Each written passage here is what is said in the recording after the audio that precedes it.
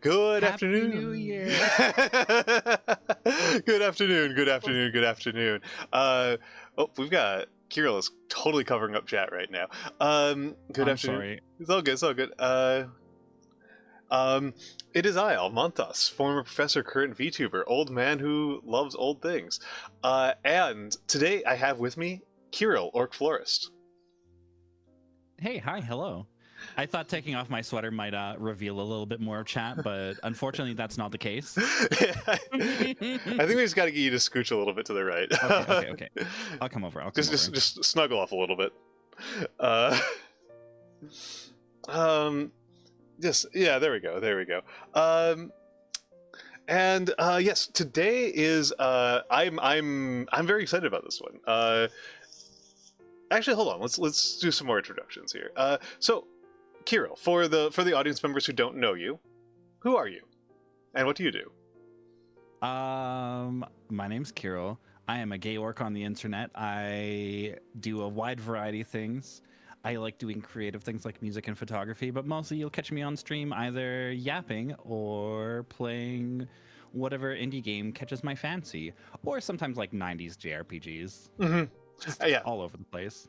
I mean, that's one of those things that's kind of interesting to me because I played through Chrono Trigger earlier this year in April, and Freya Guma is playing through it right now, and I played it right after Big Ham reminded me that Barry played it around the same time I did, and so did Mint Costella. And one of those things that really hits me about 90s JRPGs is just how fast they are. Mm-hmm. Like, the time frame for you to get like a pretty thorough portrait of Marl's character in Chrono Trigger is like 10 minutes. Mm-hmm. Like, you've got like she's already got like a real set of character traits, has like already displayed like what she's about, and so is Chrono. Mm-hmm. And the whole game's like under 30 hours. Probably like 20-ish hours if you're not like particularly completionist about it. And then I consider like post Final Fantasy VII RPGs. Yeah. It's like, oh my goodness. And part of me thought it was just me getting older. For a long time I thought it was just like, oh, when I was younger I had so much time for playing RPGs. And I did. I had so much more patience for it. But also, I just like going back and playing Chrono Trigger made me go, oh no, wait, no, these were also a lot shorter. These are like when I think about there are some like mixed cases, Mm-hmm. like say Suikoden, the first two games. I feel like collectively that's like 50 hours, which isn't very long for two games. That's not too long. Yeah, it's like that's 25 hours a game. Yeah. Yeah. But then on the flip side, when did Xenogears come out? Xenogears is 90s, but it's post Final Fantasy VII. Oh, okay, yeah. To me, that's the dividing line. 98. Oh, okay. Is Final Fantasy VII is the dividing line, because like my division is usually like 2D versus 3D, which is about the same. Because Xenogears is also, I feel like, mostly 2D-ish.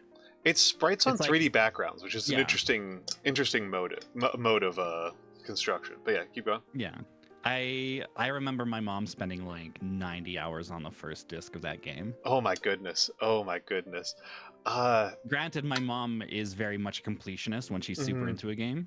Mm-hmm. So that's my parents have never understood video games. It's an interesting little contrast, because I did have some friends who are like gamer parents. Usually the mom. But like, my mom just reads like 2 to 3 novels a week. Oh yeah, my mom does that too. Like perpetually. She's moved on to like romance novels. My mom is murder mysteries. My mom would have been a true crime girly if she had the tools available to her. Oh man, she must have ran out of Agatha Christie novels by now. She has many a long time ago. I think we might have had every Agatha Christie novel before I moved out. I think we might have already had them. Oh yeah, this reminds me. Yes.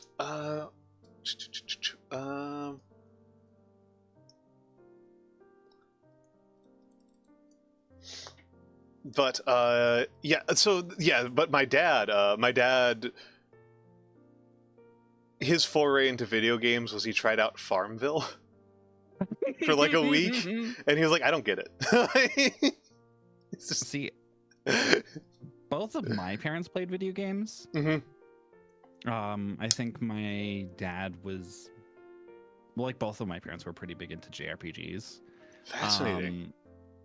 But I remember my dad also just playing a lot of Farmville. Oh, when Farmville was a big thing in the mid 2000s. Like my grandma, my mom, and my dad all would play like Facebook games together. Yeah, I can see that. That makes sense to me. But my grandma did love Nintendo and Spyro.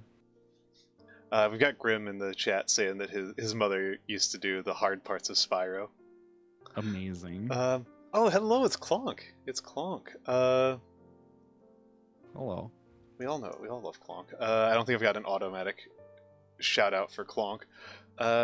But I like Clonk because it's great on Onomatopoeia. Yes, it's wonderful. It's wonderful. It's wonderful. It's wonderful. But yes.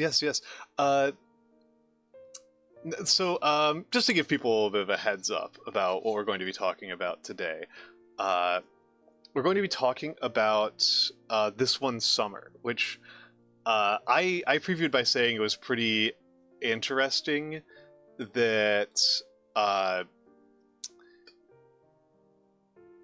we've got two not straight guys talking about two old not straight guys talking about a story that's very much about being a straight teenage girl. Yeah. It's very much about that experience. Yeah. But like I said, I've been excited for this one. I've been excited for this one for a minute. I love this book so much. It's incredible. It's incredible. I am amazed I hadn't heard of it before. It's beautiful. It's so great. I love it. It's so wonderful. It's so wonderful. Well, now I almost just want to hop in. Do you want to? Yeah. I'm down. I have my copy here in case I need to reference anything. Mm-hmm. Let me get in the hellos while I'm thinking about this. Yeah. Hello, Kyril. Hello, Saribot. Hello, me. Hello, Grim. Hello, Bigham. Hello, Nando. Hello, Space Circus.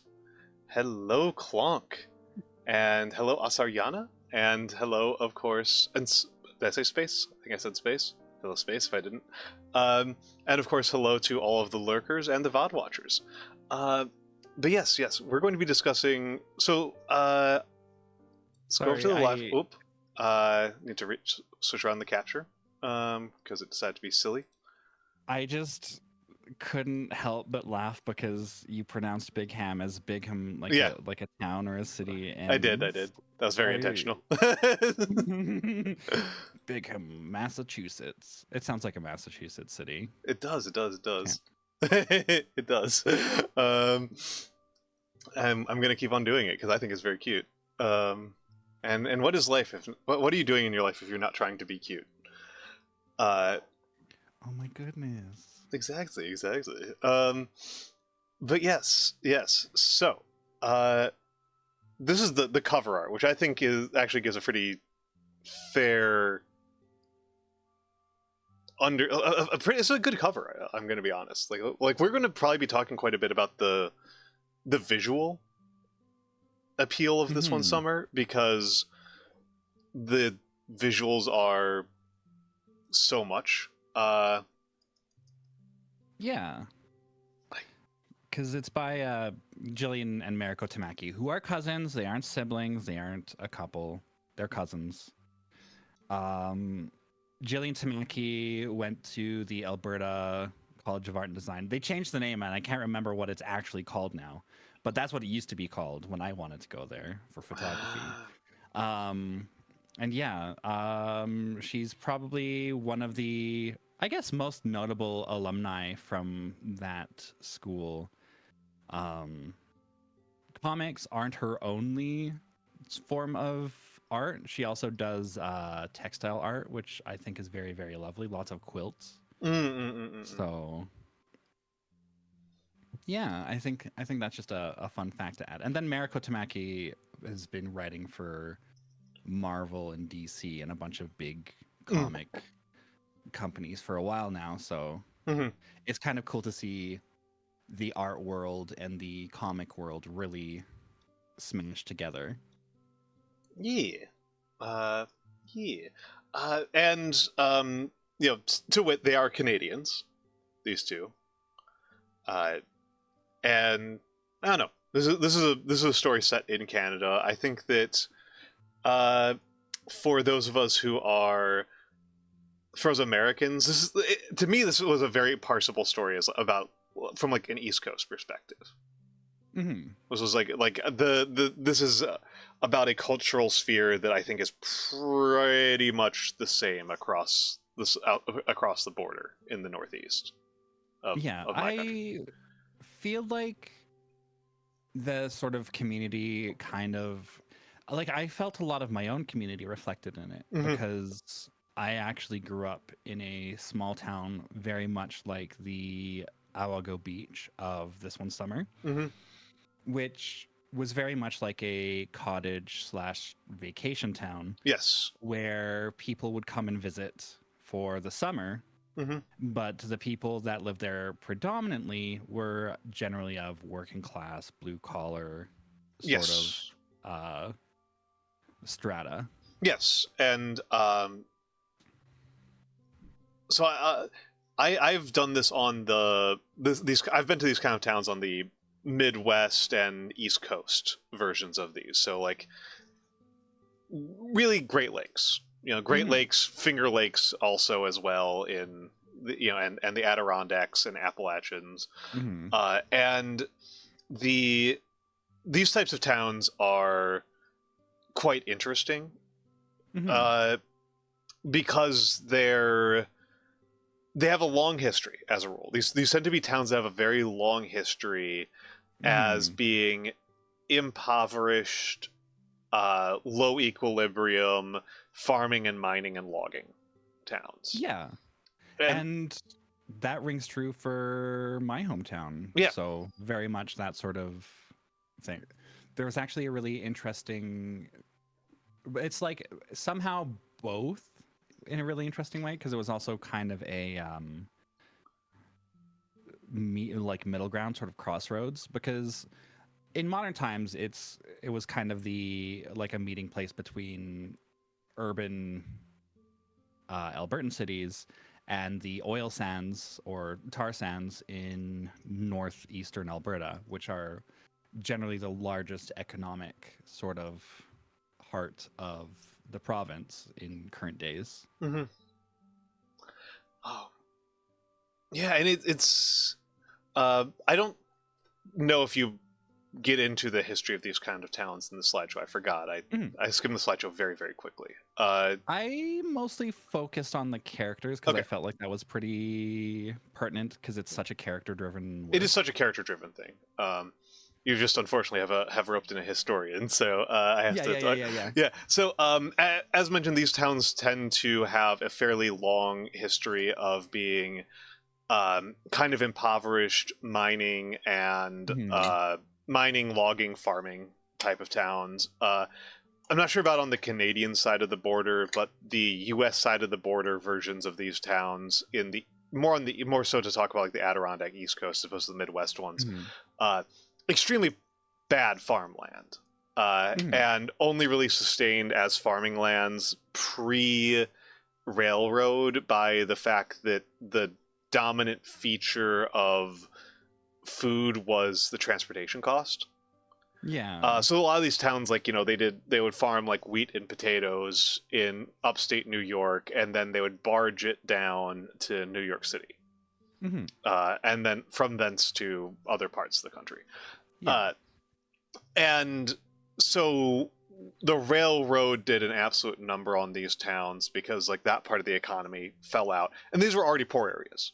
Yeah. Right. So like when a poor area has the economy fall out from under it, it doesn't really become a poorer area. It becomes a less populated area. Yeah. And you see these towns dwindle and dwindle and dwindle over time, and so in the early 20th century, these areas became quite popular as vacation destinations for people from warmer areas. Most famously New York City. Most famously for us Americans, people would drive from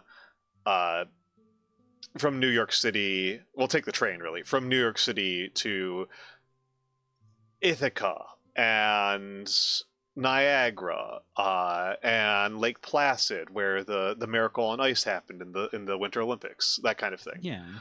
And Synecdoche. It's Connecticut. Yeah, there's another one.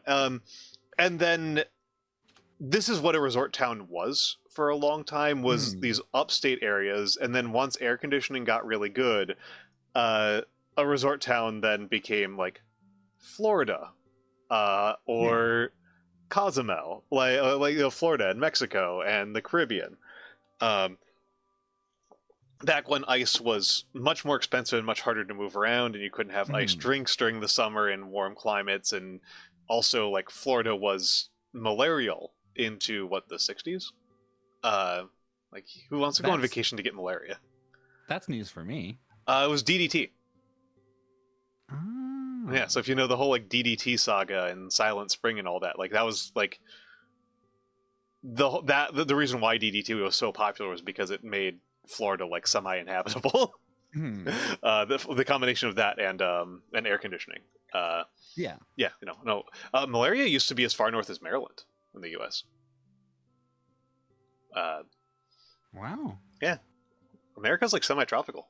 It's a lot warmer than people think it is, but even Americans. Oh, I believe it, because I constantly, whenever a friend of mine is like, "Oh, I'm just hanging out," it's like 90 degrees today. It's beautiful. Yeah, it's dreadful. How much is it? No, I die. It is almost 80 degrees right now in my room with the air conditioning on. Oh, I would die. I don't have built-in air conditioning in my house. Yeah. I live in New York City. This is like one of the cold parts of the country. So these towns, they kind of died one death when the railroads hit, and then they died a second death when tastes around where you go on vacation changed. And so one of those things that I forget if you're going to mention this. There's only one like operating daily business in this entire town, and like normally when you get to a town that's that low of an equilibrium, the whole town just dies completely. Because like, why is anybody here? But they're here because they serve the tourists who come during the summer. Yeah, that's something that I'm pretty familiar with, especially because something that happens later in the book where they have the sort of Huron village outing. Yeah. My own hometown actually has something very similar to that, though, like, because there's like a bunch of indigenous communities nearby within like 30 minutes by car, so both Métis settlements and reserves. The closest was actually a residential school. Oh. Which is literally like was right in the town, but they moved it just shortly, maybe like a 5-minute drive outside of town, and that was there for quite some time. But it was like a historical sort of thing that everyone would go to every summer and go see, because there would be a lot of community events there still too. Yeah. All right. So I just felt like that little piece of preface is interesting and useful. Ready for me to get going? Oh yeah, absolutely. All right. First slide. Oh, please. I can't remember what I put on my slides. Okay. So yeah, so it was published in 2014. So 10 years. Happy 10 years. Happy 10 years to this one summer. Happy 10 years. So it was published by the cousins, Mariko and Jillian Tamaki. And it's largely about Rose. Rose is kind of our narrator in a sense, though it's kind of hard to really pin a narrator on a visual media such as comics, especially because it's not really narrated in the more conventional sense that you would fully expect with a prosaic novel. I would say she's certainly the perspective character. Yeah. Like we don't tend to see things that Rose doesn't see. Yeah. But yeah, she's a preteen living in Ontario. She visits the small lake town every summer, and she's there with her parents, Alice and Evan, and she spends most of her time with her friend Wendy, who's a year and a half younger than her. Mm-hmm. I feel like this is super, super significant. All the example slides that I've included, for the most part, are in black and white because that's what is available on the online versions. Mm-hmm. But the physical copies are a lovely deep indigo ink on cream colored paper. It's almost kind of like a sepia effect without being as heavy handed. So it has this nice sort of nostalgic, like sort of looking through a memory sort of feeling. And I feel like it adds a lot to the art, even though while working on it, Jillian Tamaki actually did work in black and white, but the decision to go indigo and cream was, I think, something kind of magical. I think that's kind of just the most significant things about the book itself. If you could go to the next slide, I actually have an example, courtesy of Jillian Tamaki, of the book itself.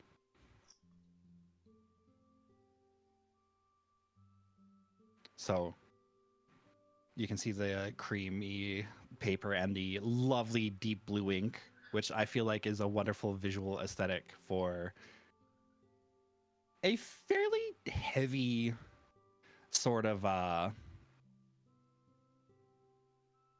feel like the things that they approach in the book are quite heavy, in my opinion. It's a serious work. Yeah, it's a serious work. I think would be fair to say. I think it's also probably fair to say that the blue, I think, has a very deliberate and potent effect of.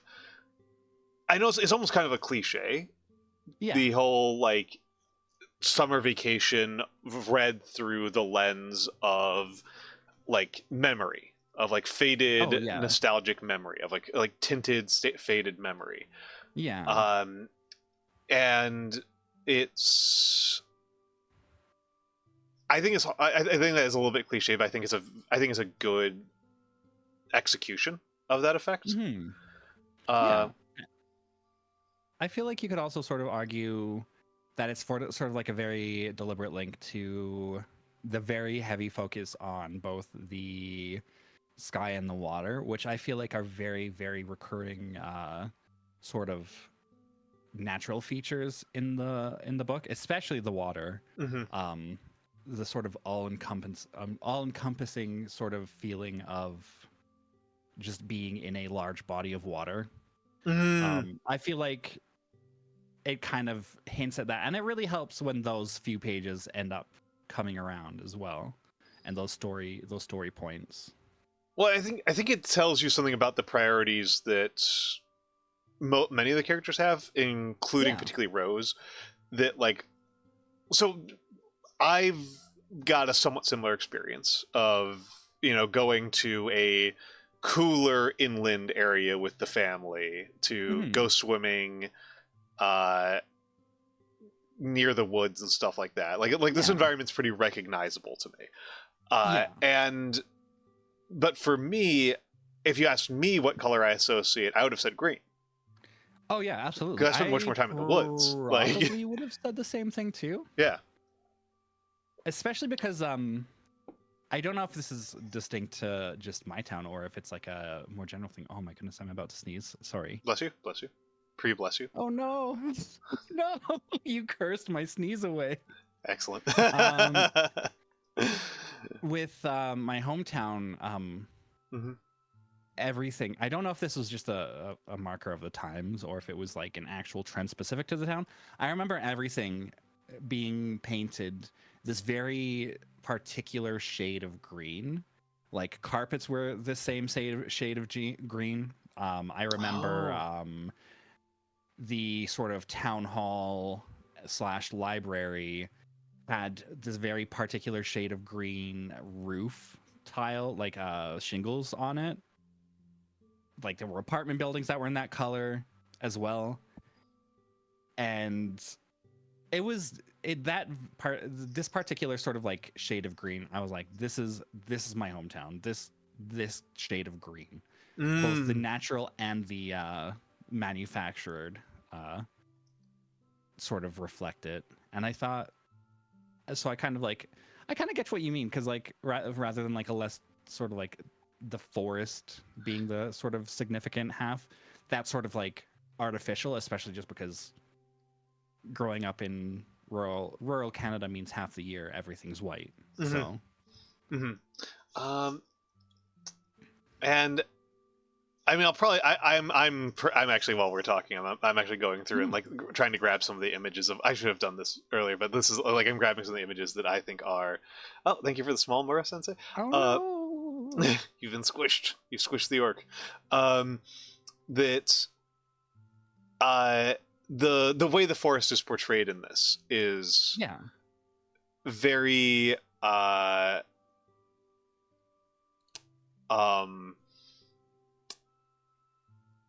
it's not menacing, right? It's not like a menacing forest full of wolves and bears. It is a kind of like dirty, dingy, reduced forest. Yeah. Like a. I do have a picture of the scene where they're driving right into Awago Beach. Okay. With the forest and all the road signs and even the mailboxes. Which I feel like that's pretty significant and comparable to what you were describing.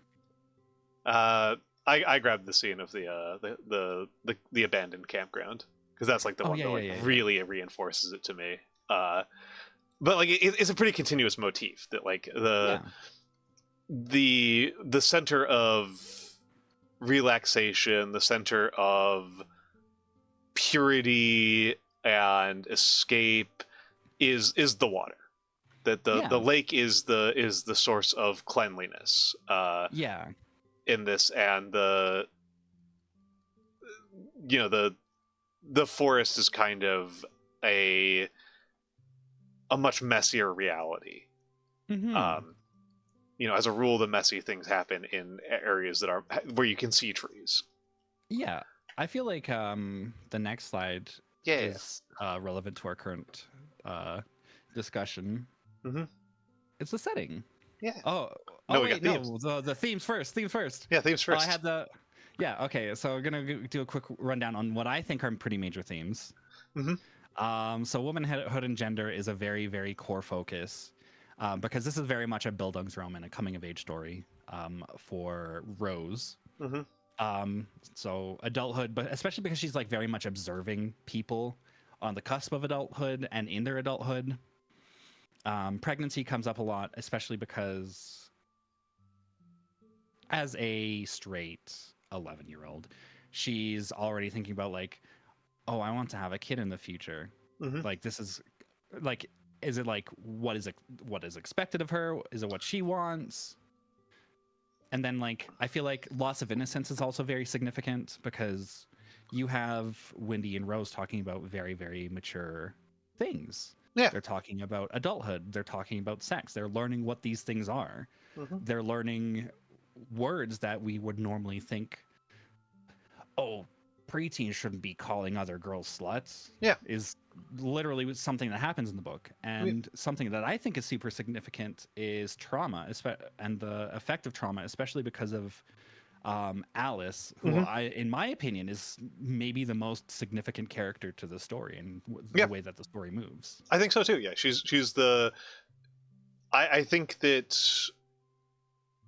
Jenny and Alice are the two characters who kind of drive the drama the most. Yeah.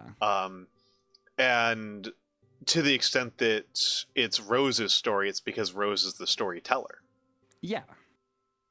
But yeah, the next slide is the setting slide. yeah. We've talked so much about the setting because it's interesting to me. And yeah, it's very interesting. Yeah. So like so like we've already talked about how it's a lakeside town and it's like a college town for well-to-do urbanites. Rose's mother, Alice, is university faculty, and is very obviously a year-round settlement for lower-income families. Something that you pointed out that is really interesting, and I wish that I had grabbed a visual sort of note for this, was because you mentioned the forest being like dirty and dingy in a sense.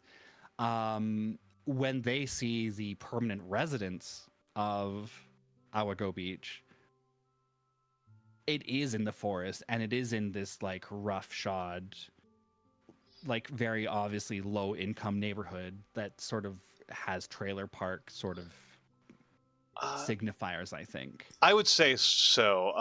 It has this a signifier that is not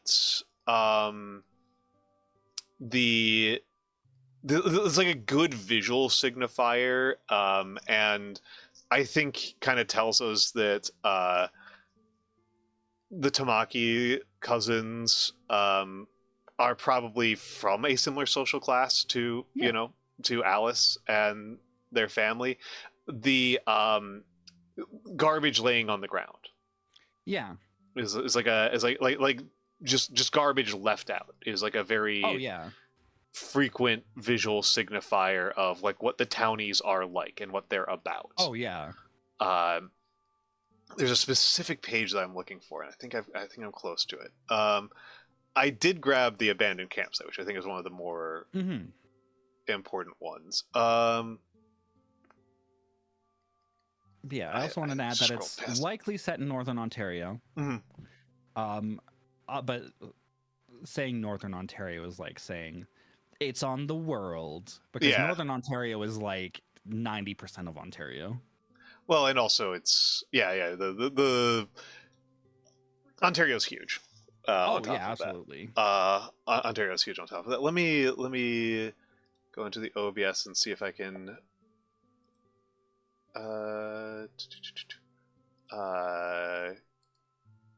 Because I am we're doing research in the background as well.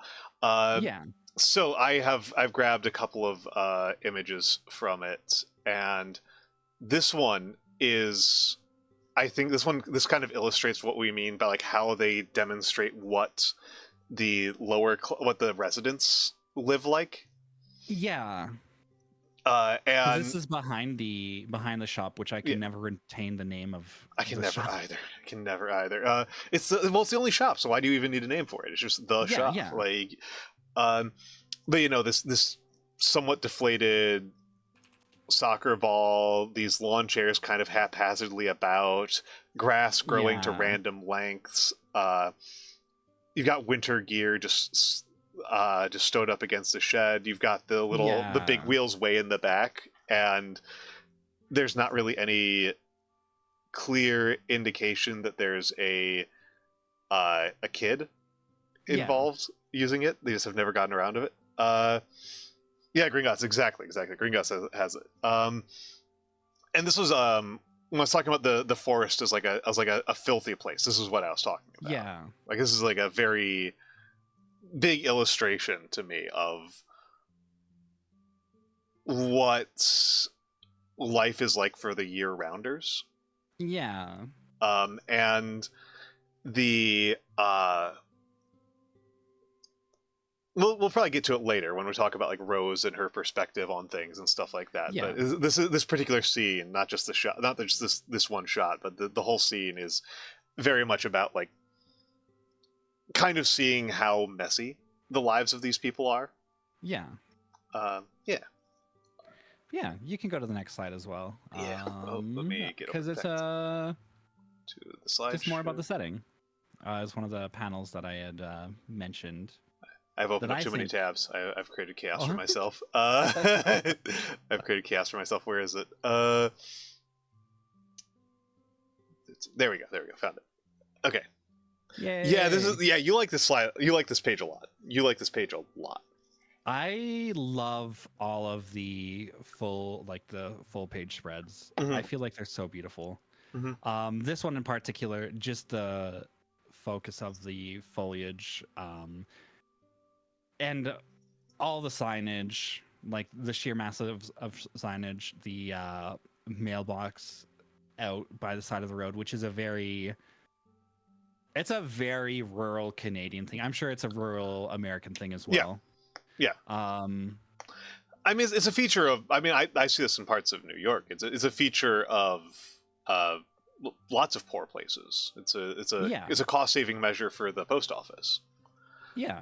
It externalizes some of the costs of the post office onto the end users of the post office. So yeah, any place that can't afford kind of like primo luxury spending on public services is going to do this. Yeah. I feel like, and this panel is very early in the book, so I feel like it's a really, really good sort of tone setter for the disparity in wealth that you're about to experience. Because like in the car, Rose, Evan, and Alice, they're just driving. They're having an ordinary old time. Rose is reading manga. Yep. There's a University of Toronto sticker on the back of the car. And then you just sort of drive here, and it's very sort of ramshackle. Mm-hmm. Well, and something that is like a little. There's a very good detail that is pretty missable. I'm not sure how visible this is for the viewers. The majority of these signs are the names of families. Mm-hmm. I can make out Sheen, McDonald, Jones, Smythson, and Gordon. And like, yeah, when you're at the level of low population density where you are putting up road signs with directions to individual family households, like, this is not a big town. A very, very small town in terms of its permanent residents. And you got the one, and also the electoral sign by the welcome to Awago Beach in the middle of the road. In the middle of something that if you're in a wealthy suburb does not tend to fly. People put them on their yards, but people won't put them as much on public spaces. It happens all the time here. Of course. No, I see it all the time in the right places, but not where I live right now. Yeah. No. But yeah. Next slide. Yeah. So this one's another sort of setting slide with some amazing dialogue from Wendy. Mm-hmm. I love including this, especially just because it's a really, really beautiful example of Jillian Tamaki's work. Just the attention to detail in the grass in the front left, and then just the enormous washes of ink in the sky. I think the sky here is incredible. Oh, absolutely. And the beach grass in the foreground on the left, it's gorgeous. This is an incredibly... Yeah. I also feel like it's relevant because it sort of brings back that sort of like loss of innocence. The dialogue here. You remember that time your mom made up that ghost story about the woman who carried her heart around in her purse? Like, just this fixation on horror. These two love horror. Yeah, these are horror girlies. Yeah, they love their horror movies, but I feel like that's a pretty common thing for a lot of teens and preteens, where they're like, wow, this is something that's forbidden and scary. I'm gonna watch horror movies.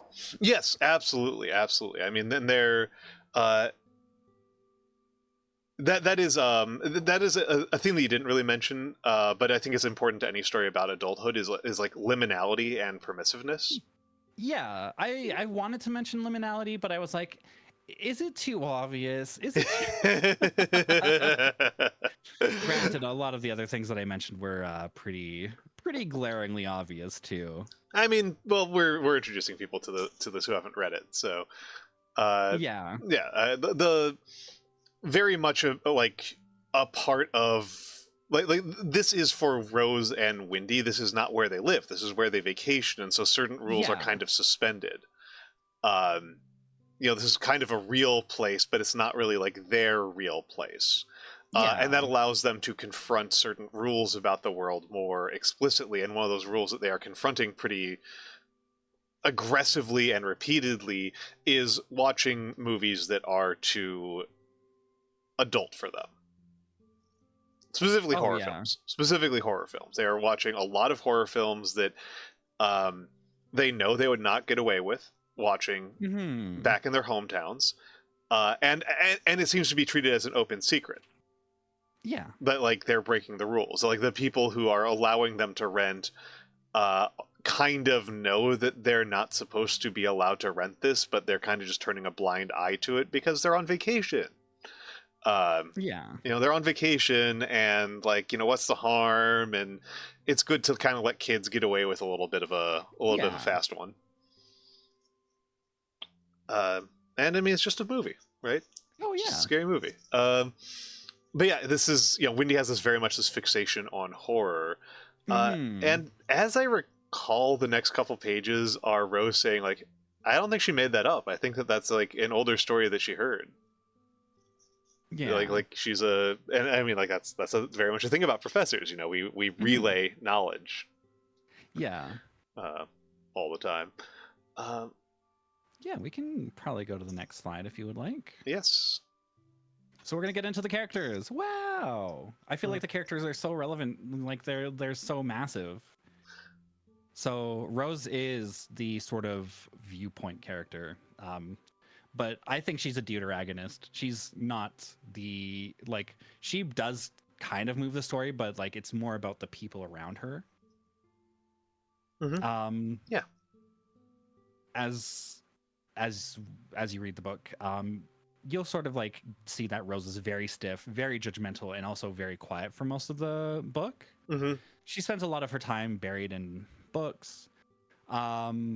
She observes all the plot points, and she's got a big crush. She's got her first big teen crush. Yeah, she does. She does. I grabbed it because it's one of my favorite pages in the entire damn thing. The spread of her fantasizing about getting married. Yeah. Like, oh, you were going to say? Yeah, no, I don't know how much I feel like she's particularly stiff. I do see the judgmentalism. Yeah, I feel like the most significant part is if you really notice the sort of spread earlier in the slideshow with Windy dancing and Rose just sort of sitting at the table. I feel like that's just a very, very good representation of their characters. Okay, yeah. I mean, it's a thing that, like, going all the way back. I'm going to scroll us all the way back to the cover. You can see Windy and Rose here, and like they're signaling to us visually that that Rose is much sharper. Yeah. It's a Kiki Boba relationship. Exactly. Yeah. And you can get that the Kiki Boba with their names too, because Roses have thorns, and Windy is just a light, like it's generally pleasant, but isn't as sort of and she's free as the wind, and it's it is something about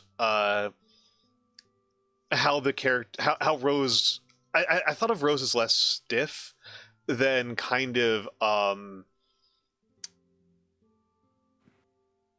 what's the word I'm looking for here, because I can say this in a lot of ways that will make me look really bad, but she's kind of focused on external perception.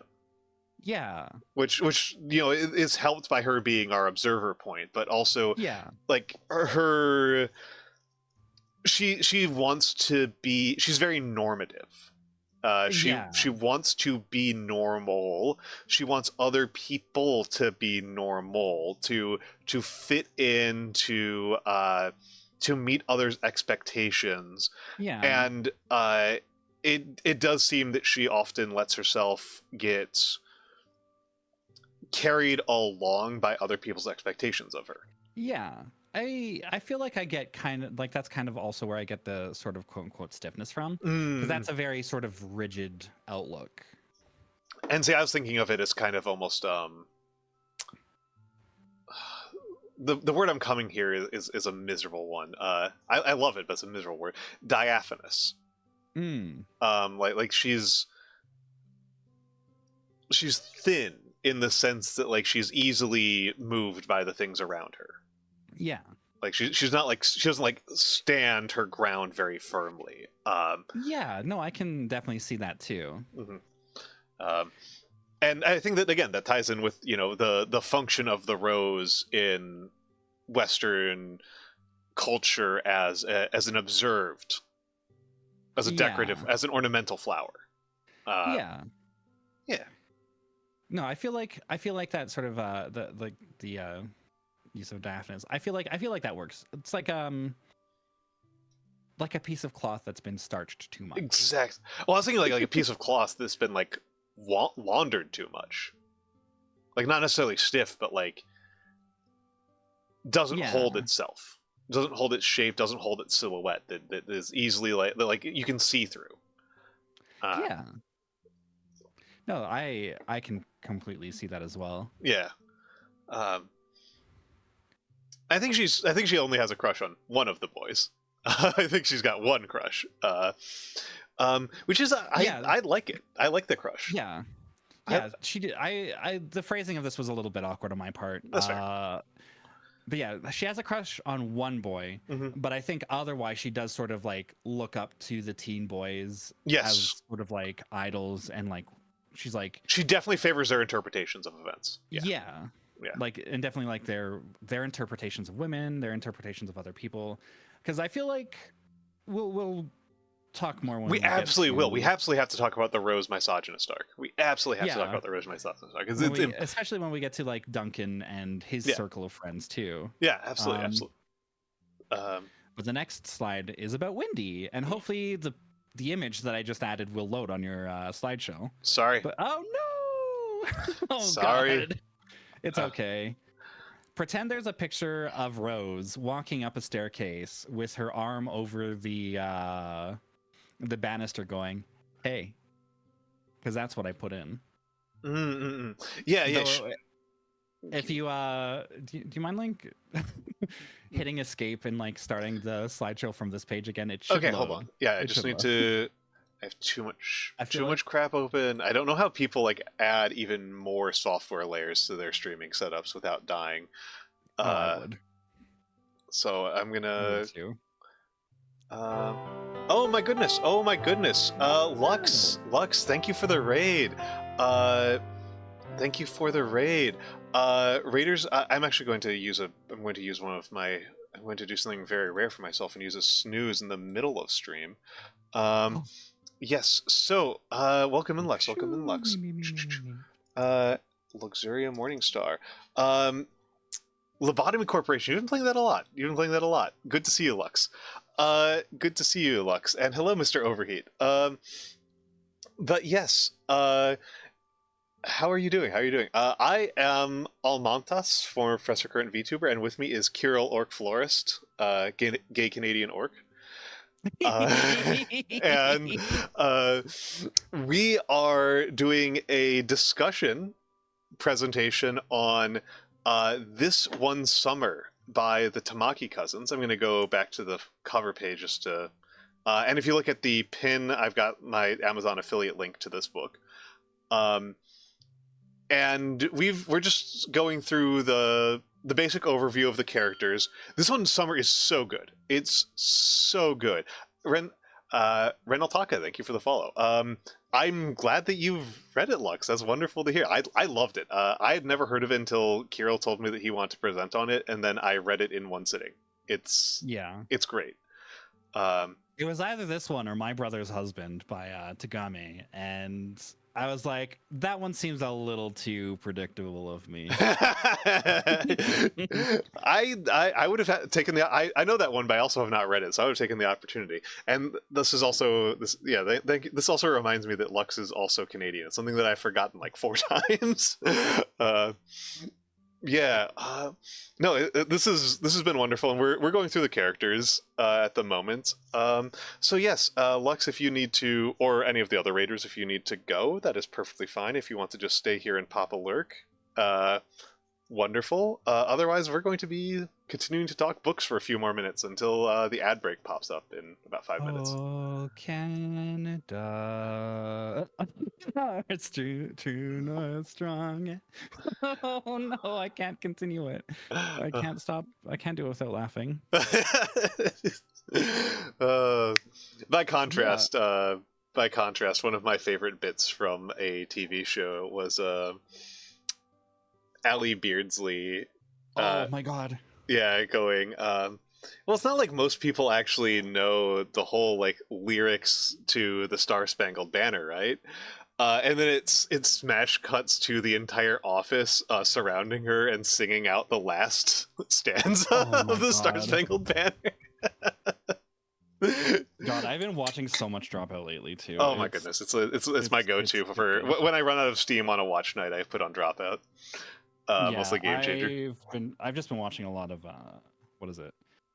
Dirty Laundry and Smarty Pants. Dirty Laundry's so good. I also need to. I'm very excited to watch Mrs. and Magic. That is not this one summer. Let's keep on going with this one. So yeah. So Windy. Yeah. So yeah, she's definitely like the foil to Rose. Mm-hmm. She's very non-judgmental, very playful, joyful, curious, and like you get that a lot like throughout the story. Like there's more than a few situations where while Windy might be the one to get them into trouble, she's also like the first one to be like, I don't think this is right. Mm-hmm. She's really the conscience. Especially because even though she's younger, she's really, really mature for her age, and I feel like that a lot of that comes from her own mother, Evelyn, as well as the lesbian aunt that she mentions but is not named. Mm-hmm. Yeah, that's true. Yeah. The thing about the maturity is an interesting note in the case of Windy, because Windy has a very crass sense of humor.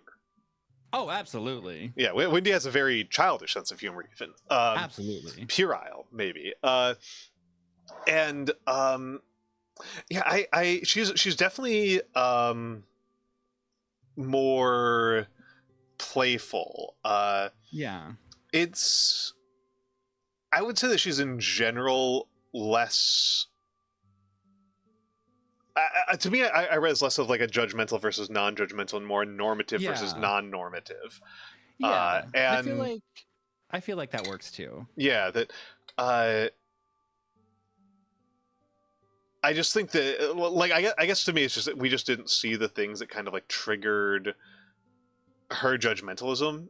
And to be honest, in the case of Rose's, mostly what it looked like to me was her not reflecting a judgments of her own internal moral compass or like internal desires, and more her kind of mimicking judgments made by other people.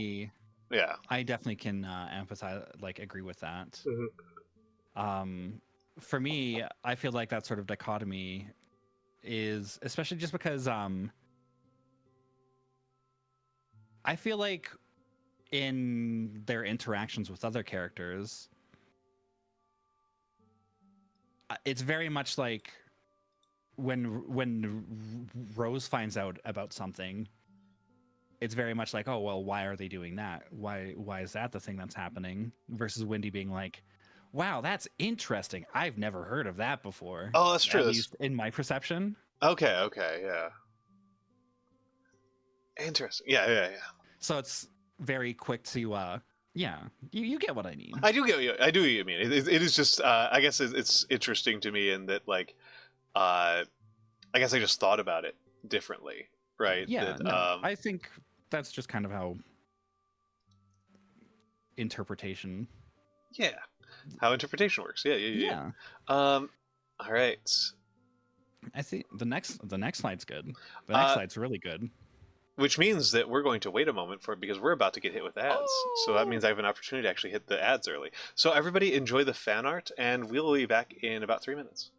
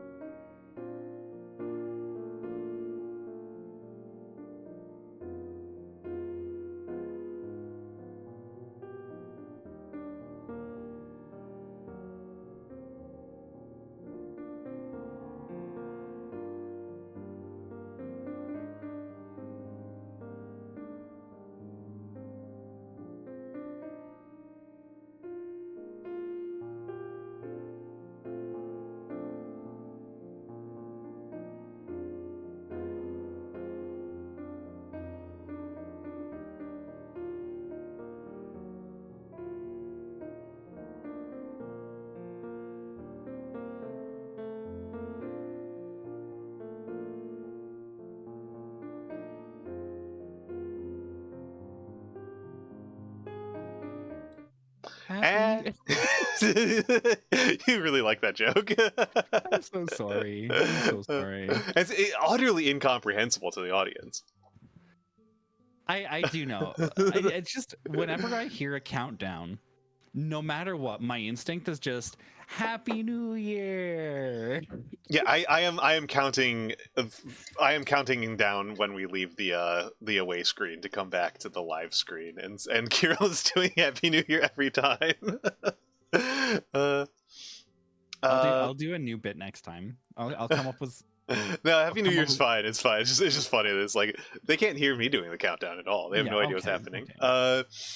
They have no idea what's happening. But yes, you want us to go to the next slide. You said it was a banger of a slide. Yeah. So this is a very relevant interaction between Rose and Windy. So the context for this particular page is Rose is repeating some of the terms that she has heard about the girls who live in Owago Beach, which is to say that the girls around here are quote unquote sluts. And Windy has just learned early on in the book why that's something that's hurtful to say, thanks to both Alice and her own mother, Evelyn. And basically calls Rose out on saying undeniably, excuse, can I swear? I forgot to ask. You can generally swear, yes. I try not to swear because I think it's funnier to say heck instead of swears, but yeah, you can swear. I just wanted to double check because I'm sure you've seen me before. I have a propensity for cussing like a sailor some days. Yeah. But yeah, so in this case, Windy rightfully calls Rose's sort of behavior and judgment, that whether it's learned from the teenage boys that she's looking up to, or if it's something that she actually holds herself, as something that's bullshit. Mm-hmm. Yeah. That was a lot of build up to one cuss. It was. It really, really was. Yeah, and it's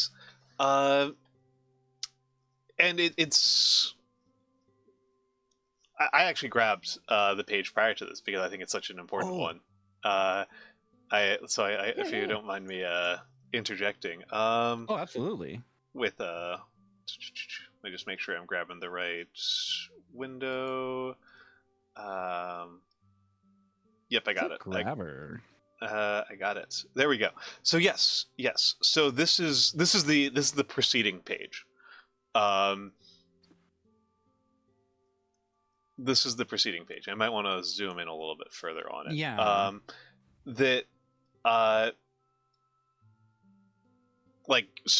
A major element of the plot, one of the major things happening in this is that one of the townies, Jenny, who these girls don't know, like at all. They have so little knowledge of Jenny, is pregnant, and not in a like good way, in a way that's very unintended, and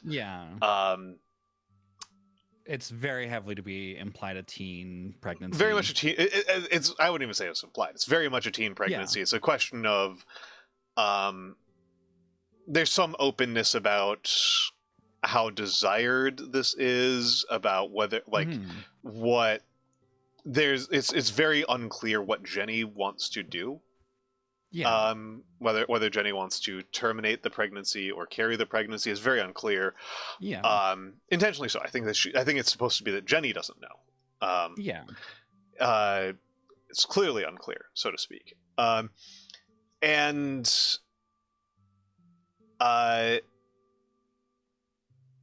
the person who Jenny is pregnant by is Rose's crush. County. Yeah. Is Rose's crush, Duncan, who we'll get to. Because Duncan, I think, is a very interesting character, to be honest. I think he's very interesting and very compelling, and I think after Alice is probably the most interesting. Yeah. I feel like we had very different readings of Duncan too. So I think that'll so be too. very Yeah, I think it's interesting going to be interesting. yeah. And I can't believe you're gonna kill me live on your own stream. Yeah. You thought that this was a conversation, but it's an execution. Yeah, it's okay. I wasn't long for this world, anyways. But yeah, it's this thing, this bottom right panel, the Rose misogyny. Yeah. You know, it's stupid that girls can't like take care of their stuff and then everything is fuck. Maybe she deserves it. Yeah. Which is,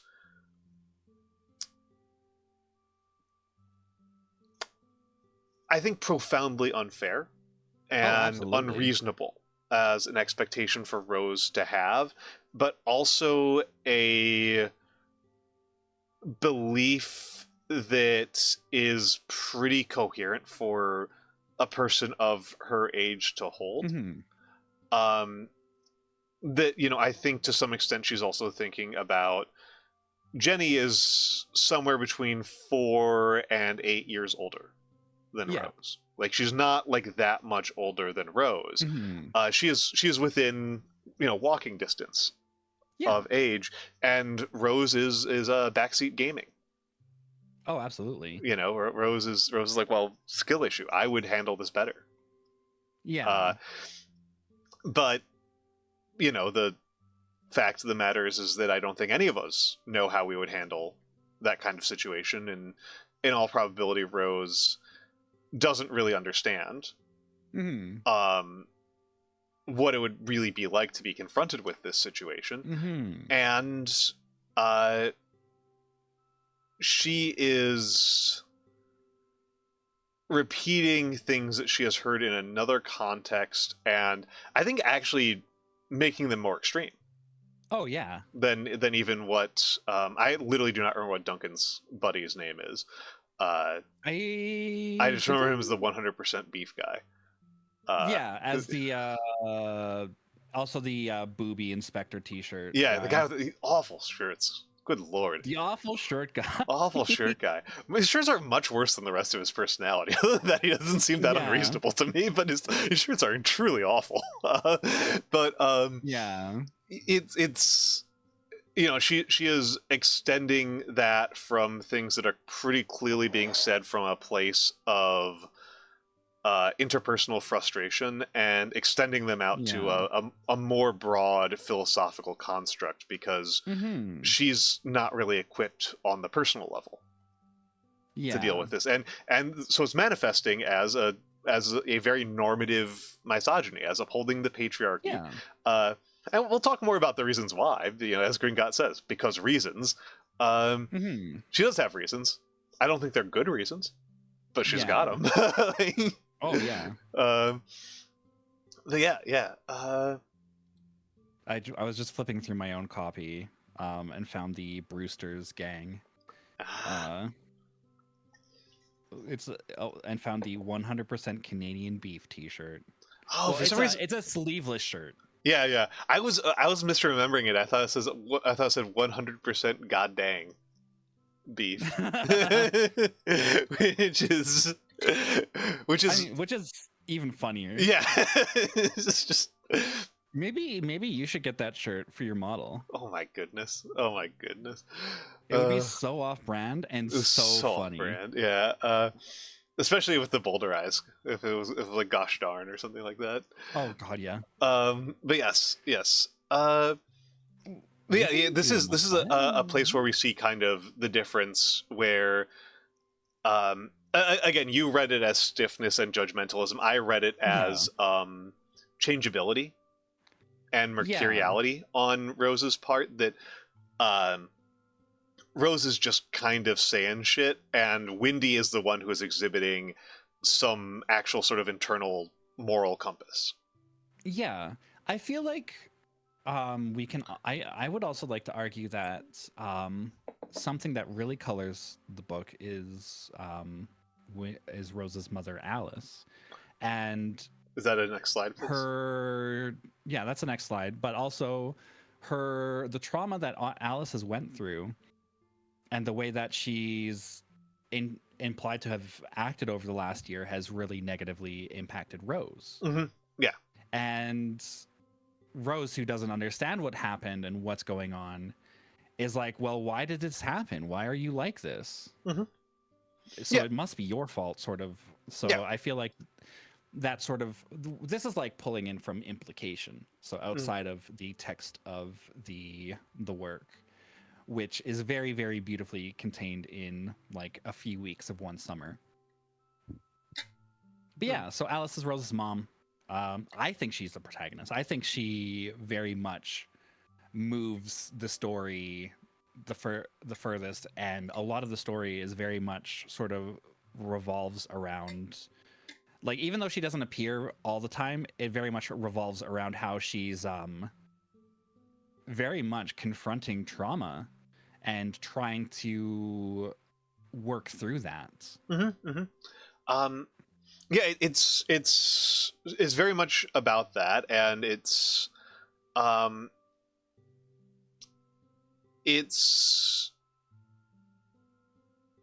starting to have a bit of a mood shift towards trying to get through the presentation and then have the more freeform discussion as a more concentrated block. But yeah, Alice is, Alice gets to go down. If you are not Rose, if you are functionally any person other than Rose, looking at the events of what happens in the book as an outsider, it's very hard to splice it any way where Alice doesn't look like a big goddamn hero. Oh yeah, absolutely. Like, it is pretty specific to Rose's perspective that Alice is able to come across as anything close to an antagonist, which she does come across as a bit of an antagonist. Oh, absolutely. For large swaths of the story, yeah. I think that sort of dichotomy, that juxtaposition, like the outside perspective versus the perspective from Rose, really creates interesting tension throughout the narrative of the story, especially because a lot of the book, Alice comes off as closed off, frustrated, cold. There are these like little fragments of beautiful moments with Alice. So like Alice teaching Rose how to swim underwater with her eyes open, and like reminiscing, like telling Rose stories about her growing up. Alice is possibly is a very complicated figure. Oh, absolutely. And a lot of how that complexity manifests is that, I guess, talking a little bit more objectively about like what does Alice do in the story? Like, what is Alice's arc? Let's just talk about what Alice's arc is. Alice's arc is that in a prior year, she had a miscarriage. Here at this location, while swimming, and she wants to have another child. She very much wants to have another child. She very much does not want to have a one-child household. She wants to have at least two, possibly more kids, but definitely at least two. And she spends a lot of the story avoiding people and avoiding action and avoiding interaction. And it gets worse over the course of the story. She spends a fair amount of the story sinking into depression. Oh, absolutely. And sinking into herself in ways that she's often, like, we have these events, right, where she's being loving and particularly knowledgeable seems to be like a really big attribute of her. Like, knowledge and competence are really big elements of how she interacts with the world. Oh, absolutely.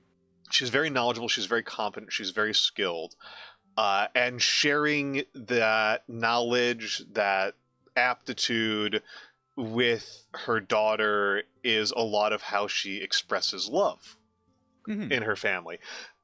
And then at the same time, what we also see is that she is sinking into depression, and it's not the way I experience depression.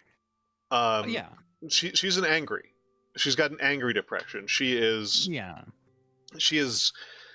swinging between just avoiding things and lashing out at people, including occasionally Rose, but most often her husband. I actually included, because like a fairly important point where she does, like, where that I feel like is a very, very good example of that avoidance. But I wanted to, like, you mentioned how she lashes out. She actually, like, towards, I think, like the middle to second half of the book, she actually shoves her own brother away from her. Yes, I actually did grab that. So avoidant of the water itself because of what it represents to her. And during this interaction is when her husband, Rose's father, Evan, ends up going back to the city for a few days because it was that big of a fight that they had. Yes, and it's one of those things that I think showcases a lot of what this is something I think is a very well. We can talk more about this, but I think that later. But I think it's a very good showcase of like the fundamental like observer problem of like relying on the eyes of a child. That like I think both Alice and Evan, I don't think that either of them are come across as bad people in those sets of interactions, but because Rose is not really emotionally equipped for understanding that series of interactions on those terms. She needs this to be a case of somebody is the good guy and somebody is the bad guy. Oh, absolutely. And it's kind of hard for it to not be Alice in this case. Yeah. I was just making sure I had the right window lined up. But yes, this is the page in question where and it doesn't make Daniel doesn't look good here. Like it made him look very grotesque here, but he's very much like it definitely makes him read as like chauvinist. Well, and I don't want to. A bit of criticism for the art here. The drawing of the jaw, eyes, and nose in that way evokes a certain piece of art that I don't think that they would like the comparison to. I think you might be able to figure out that one from context, but I'm not even going to say it out loud. But yeah. Oh no. Yeah, you see what I'm talking about, right? Yeah. You see it now. I don't think that was intentional. I can't imagine that was intentional because holy shit, that would be insane. No way. But it does have that kind of like discomfort to me there, and it's clear that Daniel and Evan are using a register of confronting depression through the lens of sometimes you just have to push through, which sometimes sometimes that works. I feel like the next slide is also really important to this sort of this is one of the most important ones. I made sure to not grab this one because I knew that you were going to bring it up. I love this so much. I love the sequence where Alice full on drops a bowl on purpose to avoid a kiss from her own husband. Which, first off, completely bonkers. But if you don't know how to appropriately say no without being like, because it's obvious that like what I interpret from this is Alice still loves Evan. Mm-hmm. So she doesn't want to say no. Mm-hmm. So she looks for other ways to get out of it. Mm-hmm. Well, and I think it also points not just, I don't know if it's just like that Alice just doesn't know how to say no, but also that she's an extremely logical person. Yes. She's a very she is, they don't say, I don't think they say what she's faculty of. Mm-hmm. But she, and this is understandable to me, she doesn't tend to think it's acceptable to just feel something or want something. Yeah. Which, in fairness, I think Evan also struggles with. Hello, Devatar. They all seem to want there to be like an explanation, a reason for why anybody wants something. You can't just want something. It has to like mean something more. It has to be justified. It has to have some sort of external rationale. And so,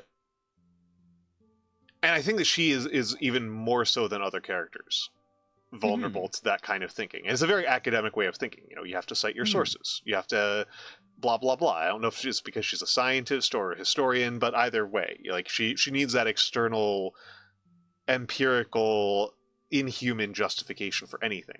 You know, human things have to follow from inhuman things. And so, you know, in the choice between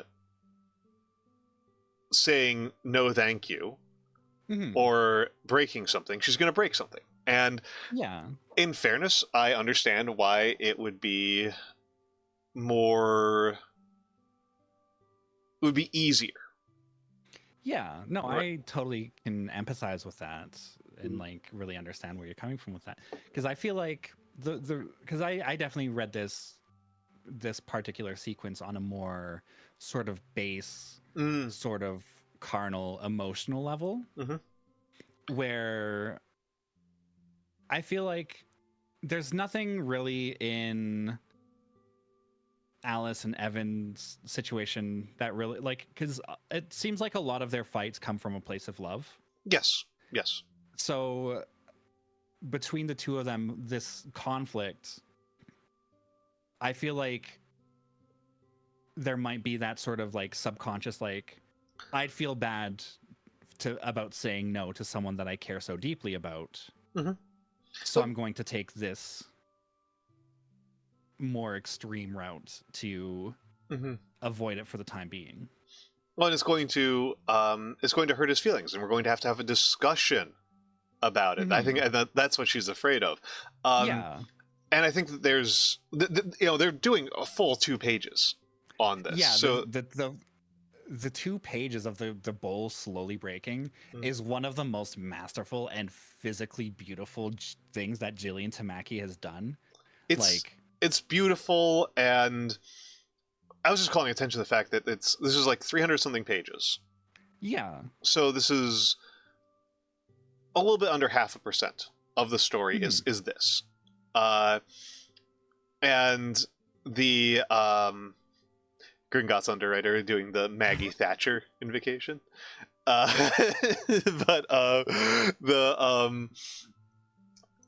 To me, it felt very clear that this was intended to kind of tell us that this is what Alice is doing to her family. Yeah. That instead of dealing with things with words, she is, or to confront emotional problems directly, she is going to just let everything die out of avoidance. She's going to avoid things to death.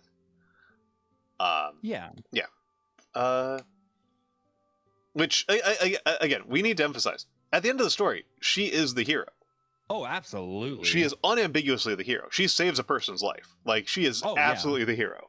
But it is also, like, this, I think, is also kind of showcases that what Evan has available to him as a series of tools is not what Alice needs. That you cannot. It is not love that she needs. Yeah. It is not love and affection and care is not going to fix her problems, because she is very oriented around not accepting those. Yeah. In this moment. Yeah. So I feel like this is a good point to move to the next slide. Absolutely. Especially. So this one, I decided to put 2 characters onto one slide because I feel like they very much operate together, and like their story very much moves, like both of them very much move the story forward, but their interaction with each other. So Duncan, who is nicknamed the Dud or Dunk, he's got a multitude of nicknames. Understandable. So something I totally not familiar with. Yeah, keep going. So he's like, it's a very casual relationship that he has with Jenny that results in Jenny's pregnancy. Rose has a huge crush on Duncan, and in my opinion, I feel like Duncan kind of just shrugs off responsibility. Yes. Especially the responsibility of Jenny's pregnancy. Jenny is very much resented by Rose, especially because of the relationship that she has with Duncan. And as such, like I wrote here, Rose repeats a lot of the sexist comments made about her, as well as like Jenny is like just looking for some kind of support, some kind of answer somewhere, and she doesn't really know where to look. So she looks to Duncan, who got her pregnant, but he doesn't reciprocate that like desire for emotional support that she so desperately wants. So Gringotts coming at us with a useful question of, does Duncan acknowledge Rose? In a limited sense. Yeah, I would agree. In a limited sense. Duncan like interacts with Rose quite a bit, actually. Yeah. Because he's at the store. He's the one who is giving them the horror films. Yeah. And he talks to her. He thinks that she is cool. I think that is, if anything, kind of the origin of Rose's crush on him, is that, you know, he's just like, he just kind of gives her some fairly simple, non-condescending acknowledgement as a person. And when you're in her age bracket and such, that feels really big. Right? That feels very, very big.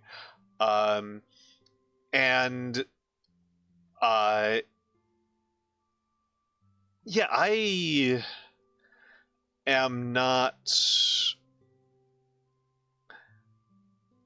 I would say I feel like Duncan is a coward. Oh yeah. But I also, at my standpoint in life, it's hard for me to look at a guy who's somewhere between 15 and 20 and not think that he's just way in over his head. Oh, absolutely. Like, it's really hard for me to not think that this is a kid. Yeah. This is a kid who isn't ready to deal. Oh yeah, absolutely. Neither Duncan or Jenny are in a position where they can deal with the situation that they ended up in. Yeah, and I'm actually going to put up, hello, Entomolomoth. I'm going to put up an image of Duncan that I think is just an incredible full page. Is it the one of him bike riding? Yeah. I love that double. I should have got the two-page other one. I spread should have got the so other one much. while I was looking at it. Let me see if I can find it. It's like, it's a beautiful 2-page spread. It's a in the beautiful, book. yeah. This is actually the second one, which is like, to Yeah. me, it's like the standout image of him in the entire thing. Like, and he's linked a lot with bicycles. He is linked heavily with bicycles, and I think this is the first page of it. So this is page 1 and then page 2 of the same spread. Yeah. He's linked a lot with bicycles, and I think this is a very intentional thing to like, that he has a form of independence. Yeah. Right. And this is what, bicycles are a form of independence, but they're, at least in the American Canadian mind. Yeah. Yes, it is. My other mic is falling apart physically, so I'm on a backup mic. But he has this sort of the kid form. He's got the adolescence version of independence, which is enough to get him into a lot of trouble. Yeah. And to put it in turbo nerd terms, in New York, riding a bike is extremely dangerous. Bike riders get killed all the time by cars. Like, we give kids this form of independence that is actually kind of more dangerous for them than the form of independence that we're willing to give them later, where they would have like seat belts and airbags and stuff. I think it does kind of hit that. At least to me, this looks like the bike is way too damn small for him. Yeah, I think it's a BMX bike. Yeah. Based on the handlebars. Yeah. So. Yeah, which is exactly the kind of bike that a rural guy, a rural kid would have. Yeah, it's you either have a BMX bike or a mountain bike. Nothing else. Yeah. You never, ever see road bikes in rural Canada. Yeah. Because otherwise, you're literally not getting over those hills. Yeah. Actually, and like rocks. Yeah. You're going to hit a pothole and die. You're gonna hit a pothole and God, like the sand. Yeah. Like, because there's a lot of dirt roads in this town. Yeah. Only vaguely related, but there's like a bike share in my city. Sometimes I'll like use it to get home, and there's one particular road that I take that I feel like my body is going to get shaken to like pieces just because of how like pothole, like pockmarked it is and how rough it is. And this is a major car thoroughfare. Oh my goodness. It is dreadful. I remember having like a bottle of wine and a can of beer in a bag in the basket on the bike. And the can of beer, because it was knocking against the bottle of wine, had like a beautiful ring of dents around both the top and bottom of the can. Amazing. And tumbled. It was phenomenal. It hurt. Like, that is what riding a bike in rural Canada in Owago Beach, I keep pronouncing it different every time, would probably be like. You do. Just feeling your body just shake itself apart. Just shake itself apart. Yeah. But yeah, these two read very much as two people who are very much in over their heads, and they have a parallel arc to Alice and Evan. And I think that Duncan has a similar arc, honestly, to Alice. I would say that like Duncan is very, very much avoidant. Like, yes, he does not want to be involved in it unless there's like a good reason for him to be, or if there's like something that he's getting out of it, I think. Well, and I would call him somewhat immature and pleasure-seeking. Yeah. And he is, which I think is understandable for somebody his age, but he is confronted with a problem, and it's a problem that's an absolute mess, and he is completely unequal to it. Mm-hmm. Is my main read, is that he is unequal to the problem that he is faced with. Yeah. But yeah, so we can go to the next slide, because we're still basically just talking about Duncan and Jenny. The next slide is just basically a representation of the two characters and their relationship in the earliest part of the book. Mm-hmm. Like, very, very playful, very fun. Like, throughout the course of the book, Jenny, obviously, who is not getting emotional support from Duncan or any of his circle of friends, ends up eventually finding support in another teenager in town.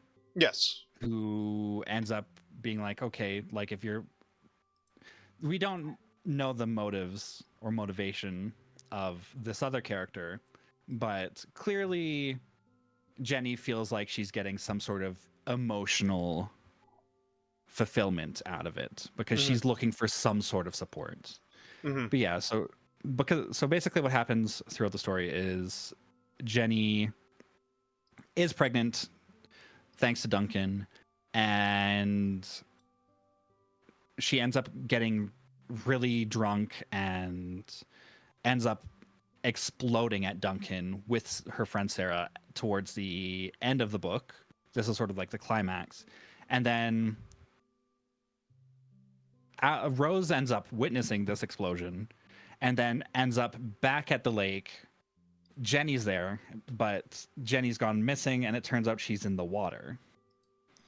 So so she ends up calling for her mom, and Alice ends up having to confront her trauma and her sort of avoidance of the water, and literally just dives in to save Jenny. And who is sorry, go ahead. Who is floating in the water. Like, there is too many pages here that are too beautiful for me to have included. Like, just the panel of the mass of hair, the 2-page spread of Jenny in the water with her hair everywhere. Yeah. Absolutely stunning. The panel of Alice diving in fully clothed into the water. Absolutely stunning. Yeah. And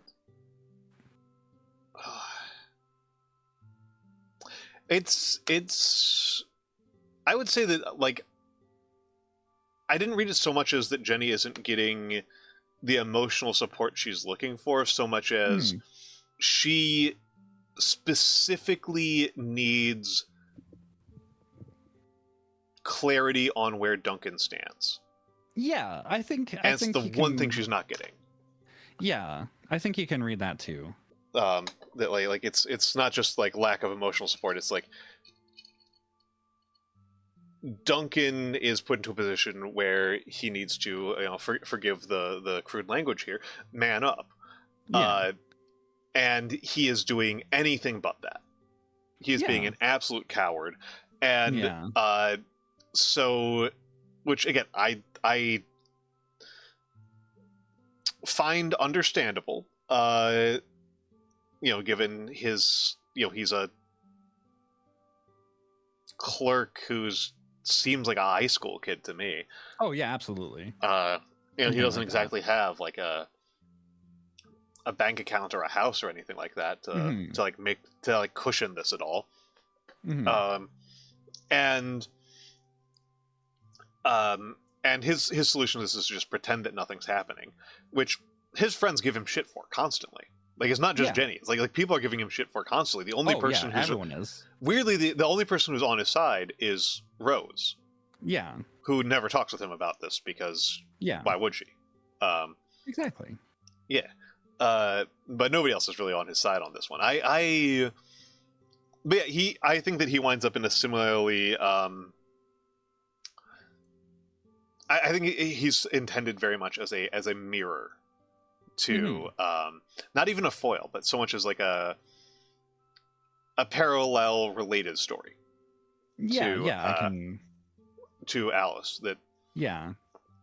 And again, like you said, like pregnancy is a huge theme in this, and we've got an unwanted pregnancy and a wanted pregnancy, an unwanted lack of pregnancy and an unwanted presence of pregnancy. Yeah, would be a better way to put it. Yeah. Yeah, but yeah, the final sequence where Alice dives in to save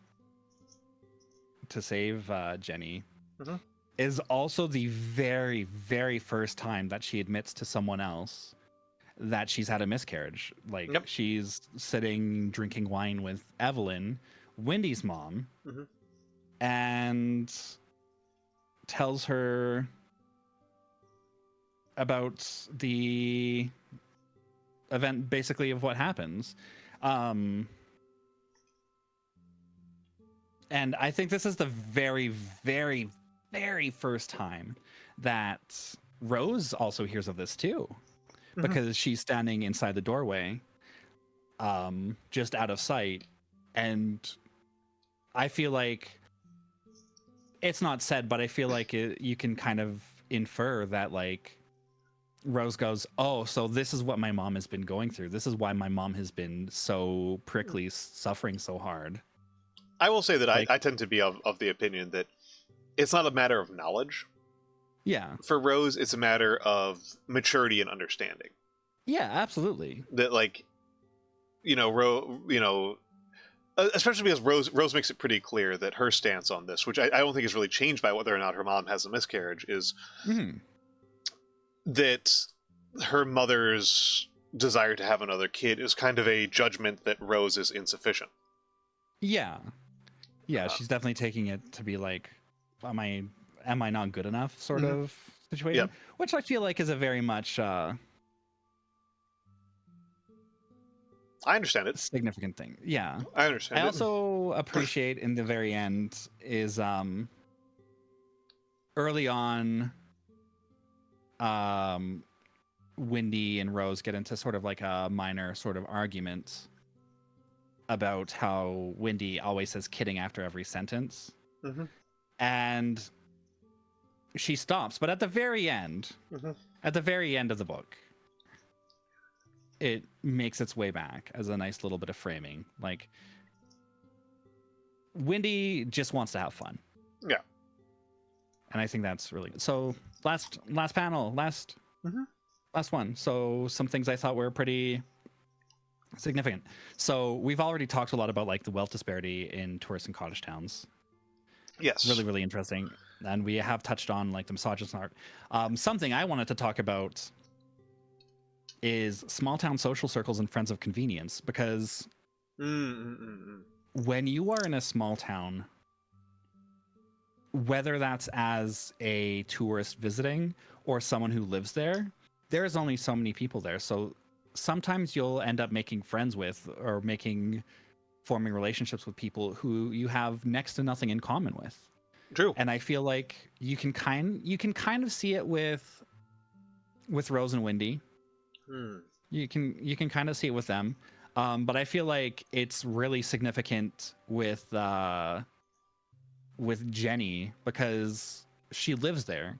And I feel like, just to sort of give people the scale of, like, what it's like living in a small town, I feel like urban high schools can be huge. Like, you can have 1,000, 2,000 people high schools. Like, I know people 3, who graduated. I know I've got Central High in St. Paul has a graduating class of over 1,000. So it's like a 4,000 or 5,000 person high school. That's huge. Oh yeah. And my hometown was 3,000 people. Yeah. So not only is, like, because I think the thing that's important to mention is it's not just like your friends at school you're picking from a small pool. It's the entire town is a very, very small imagine living in a community that's only, like, smaller than as big as your school. It's, and this is a very small town, as we saw. This is like a town of like 100 people, maybe. Yeah. Like, so you're living, working, going to school in this minuscule community. And you end up making friends with a lot of people who might not see eye to eye with you, might not have things in common with you. And I feel like, and like, word gets around fast about a lot of things. Like, for example, it's implied that like people that Jenny knows are basically making fun of her for her pregnancy when she's doing a tour at the Huron village. Yes. Yes, and that was a very hard scene. That was heartbreaking. That was so a really rough one. Yeah, that was very challenging. And yeah, that's definitely, it's one of those things. I'll let you finish. Yeah, but it is interesting, this question of like, if you had more agency, over your social world, would it be a different social world? Yeah, exactly. Like, what would the world be like? What would the world for Jenny and Duncan be like if they were from a larger town? Because like Alice, not Alice, but Wendy and Rose very much talk about their world outside of the small town. Like, Wendy talks about her dance classes. Rose talks about her swimming classes and the other things that they go and do in the city and whatnot. But there's none of that here for them. And it's true. Year round, there is absolutely none of that at all for Duncan and Jenny. So like they're working in much smaller communities. So they're very much looking to like what you do in small towns, because there's nothing to do, is like you drink, you party, and you basically sleep with one another because there's nothing else to do. Yeah, and it's one of those things I thought was kind of interesting, is that to me it never read that Jenny and Duncan had a particularly strong emotional connection. Oh no. They seem to be friends with each other. Yeah. And I don't know if you got this sense or if it was just me, but to me it felt like Jenny was substantially older than Duncan. I feel like you can kind of get that a little bit, especially because like the moment, like a lot of places will only allow you to get piercings when you're like 16 to 18. Yeah. And she's got like 2 face piercings. She's got an eyebrow piercing and like the Monroe sort of mole emulating piercing. Yeah. I do think I probably just read that way to me because Duncan reads as so young to me. Oh yeah. Duncan reads as like 15 to me. Like he comes across so young. And I think it's just largely kind of artistic choices and like having like he looks pimply and gangly and awkward, and like he hasn't like he's not really like growing into his body. In a way that's just like not true of any of the other townies, really. He seems to come across as kind of like the baby of the group. We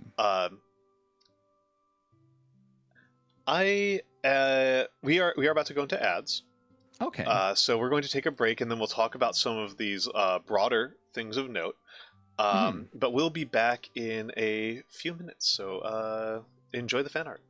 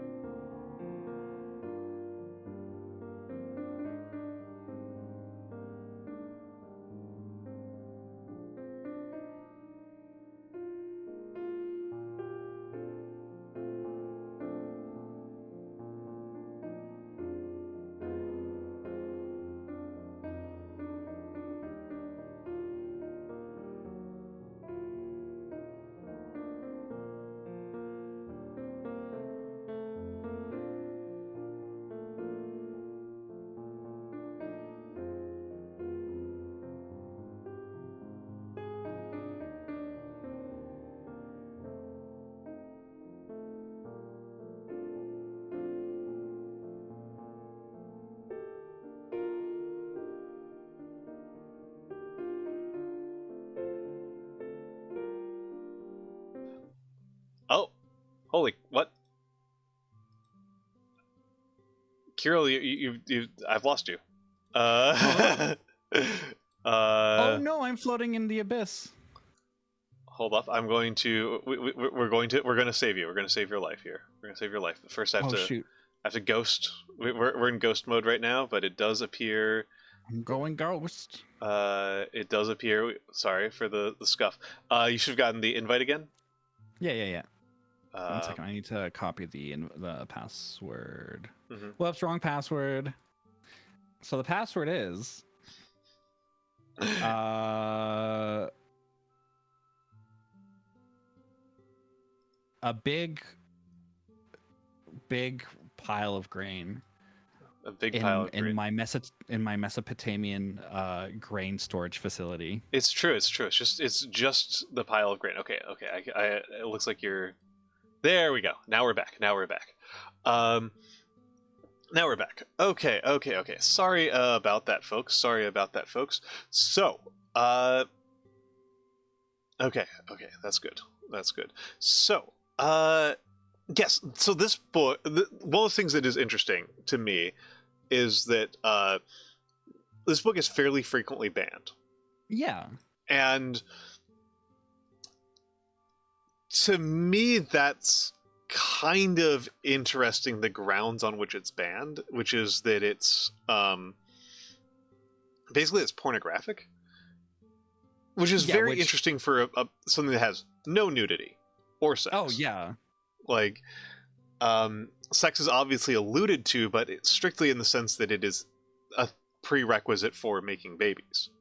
Yeah. And the other one that gets cited is like LGBTQ content. She's like so thin. Because literally all that gets mentioned is Wendy's aunt and the fact that Wendy went to a camp called Gaia's Circle, which is like a music circle, and that she was the only person who didn't have gay parents at that. Like, it's so thin. Absolutely paper thin sort of argument for that. I'm just putting it up because it's one of my favorite pages from the entire thing. Oh yeah, this page rocks. This spread is freaking beautiful. This page rocks, and this is I'm partially bringing this up because I think that on the sort of conservative grounds about puerile interest, this is part of why it like is so feels so thin to me, is that by and large, having children is portrayed as a desirable thing. Yeah. And this is like the sort of desire like. This is what the fucking people who are banning the books 99% of the time only want their kids to talk about. They want their kids to be like, oh, you're going to grow up and have a baby and get married and then go to church, and that's your entire life. Yeah. But, and this is such a conservative fantasy in particular that like her fantasy is like we would live in an apartment with regular jobs, then we would get good jobs, and he would go to medical school. Yeah. There is no indication anywhere in this book that Duncan has any particular aptitude for school, for medicine, for healing the sick, or interest in any of it. He's a pretty passive character. We don't really know how he relates to school. We know that he works at a corner store and helps an underage girl rent R-rated DVDs. Yeah. That's what we know. That's what we know about this guy. We know that we also know that he has sex. We know that he's athletic enough to ride a bike around pretty easily. Yeah. Like, we know so little about this guy. He could be a great candidate for medical school. Yeah. Or he might not be. Like, we have no idea. And he's it's so the only reason why it would be him going to medical school over Rose taking time off to have a baby is the notion that it's normal for the man to be the breadwinner. Yeah. There's just nothing else going on there, and medicine is just a stand-in for like a prestigious job. Yeah. For being socially prestigious, but not in a way that involves doing something like genuinely scary, like being an astronaut. Mm-hmm. It's such a conservative fantasy, and it's interesting. Like again, like this story fits very much into this kind of conservative worldview, or at least Rose's perspective does. And it's like I said, the general consensus of the story is that having kids is good. Yeah. Having kids is good. The story never actually says, I don't think it ever actually says like Jenny wants to get an abortion. Yeah. It's not this is not a like a contrast point between this is not like a special episode about having abortions. This is everyone seems to be talking about it as if Jenny's going to carry the pregnancy to term and that Duncan needs to be a father. Yeah. Seems to be the underlying assumption underneath all of this. And to some extent that's always kind of been a lot. We didn't get to touch on this earlier, but to my read, that has always been a very big part of the nature of Rose's antagonism towards Jenny. Is that Jenny's existence is it's jealousy. It's straightforward jealousy. Like, she wants Duncan. She's not going to fucking get Duncan because of Duncan and Jenny's relationship. Yeah. And it's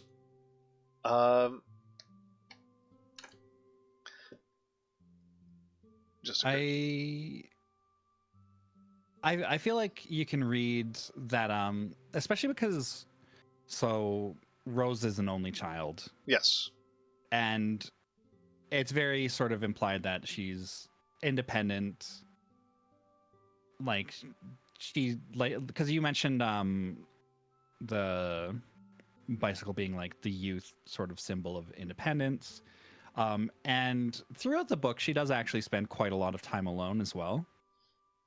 So I feel like coming from Rose's perspective is like she might have built up this idea that like you should be able to be alone and you should learn how to be alone and like do things independently, especially because I feel like she feels abandoned by her mom in a sense, especially because her mom is so hyper focused on trying to have another kid with Evan.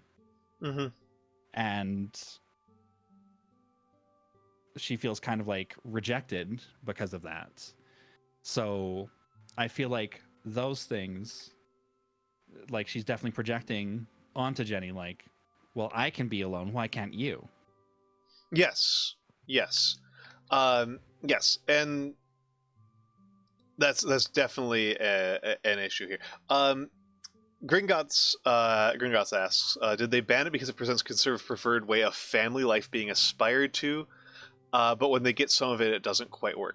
Not as such. The ban reasons given are that it is prurient and involves too much like mature themes for children, which I think it does involve some pretty mature themes, but I think in a way that I think is kind of necessary for like teenagers to confront. Yeah, because I was gonna say that so like early on, like, they learn what the term slut means because the teenagers in the town are saying it. There's the miscarriage and the chance of teen pregnancy, which are all quite heavy and intense things. And also they mention, like, in one of the most traumatic and triggering events in the book is when Jenny gets made fun of at the Huron village, where they talk literally about birth control. Yes. Which is often something that is very much targeted by more conservative figures. Very abstinence only, don't talk about it sort of thing. Sorry, I lost a bunch of tracking because I had my face in my book. That happens. Gringotts points out that sometimes they'll cite reasons that aren't the real ones, which is true. I am inclined to take them at face value because this is a book that does have, like, swearing. Yeah. It does have people being called sluts. It does have it does have these kind of moments, and it's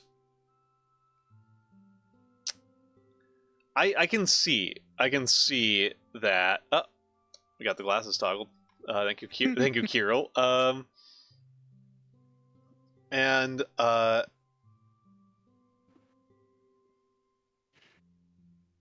as you were saying, and yeah, the thank you for the coat toggle as well. The trying to remember what these dates are. I believe 1644 is the Treaty of Westphalia, and 1648 is the fall of the Ming Dynasty.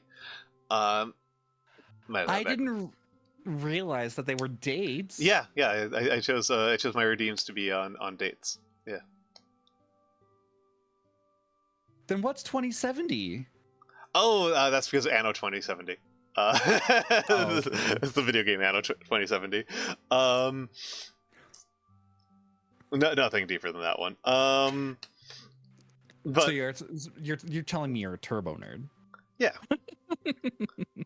funny thing, I haven't actually really played the Anno series very much. Yeah, as you were saying. But yeah, the oh no, don't want to move that one.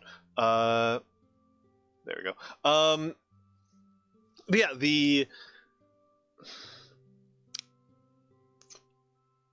what is wrong with my brain? My brain's failing me here right now. It's okay. Yeah, I can see. I am inclined to take the conservative reasons for banning it kind of at face value. I just think they're bad reasons. Yeah. I just think that they are fundamentally bad reasons, because I think that it's actually very important to have these issues confronted, and I think that this is the thing that is kind of the most troubling thing we really see in this. Probably the most troubling scene for most people to deal with emotionally doesn't involve any swearing or mentions of sexuality. It is is when Rose and Alice have a fight. And it's a fairly extended sequence of where you really see how Rose is failing to deal with watching her parents be imperfect. Yeah. And you know, she is very much viewing Alice as the antagonist of family harmony. Of family harmony, of the summer vacation, etc., etc. And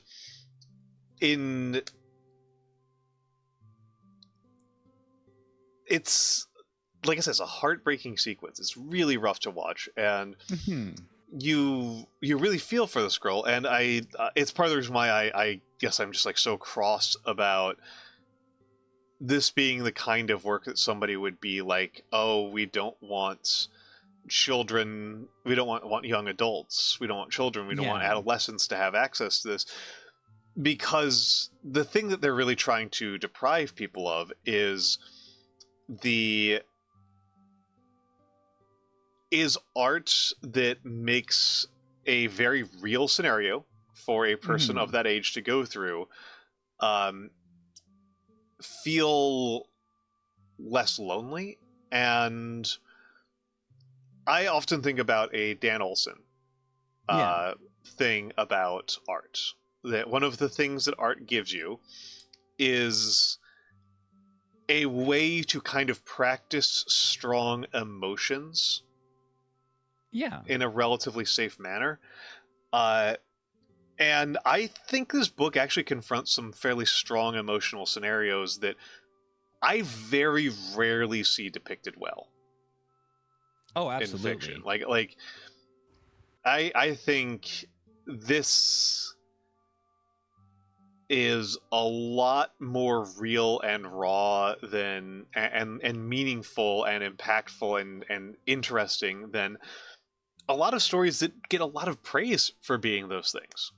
Like, I'm not just talking about like fluffy slice of life or like silly action shonens or something like that. I'm talking about like serious dramas. A lot of serious dramas don't get this serious, and it's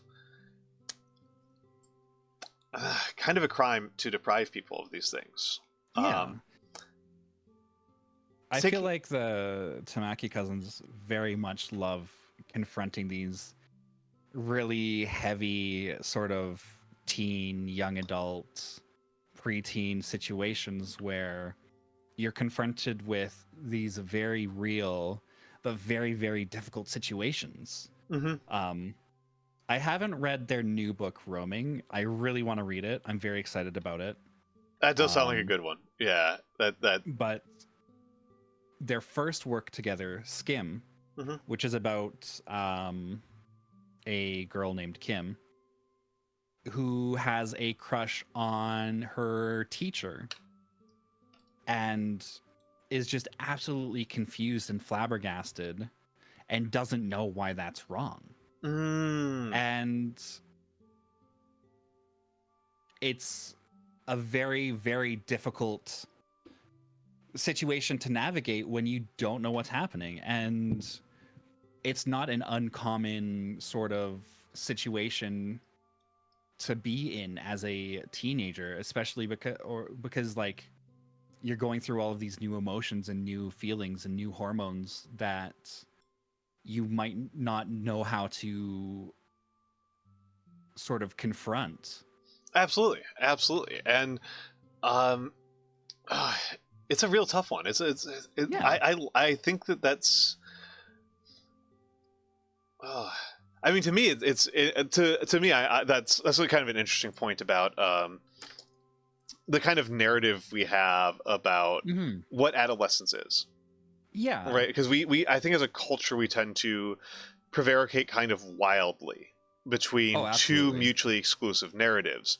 And one narrative is like, oh, best time of your life, most free, most carefree. And like, I know people into their 30s and 40s who will say like, yeah, I feel like my teen years were the last time I really had a lot of liberty.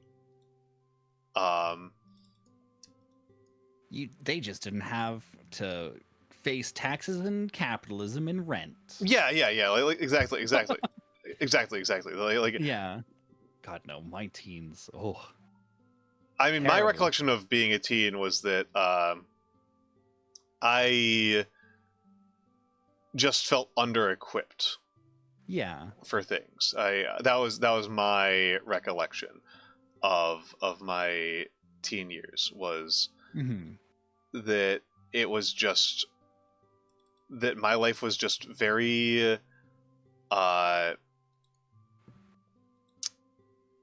was challenging in ways it just didn't need to be. And that that was my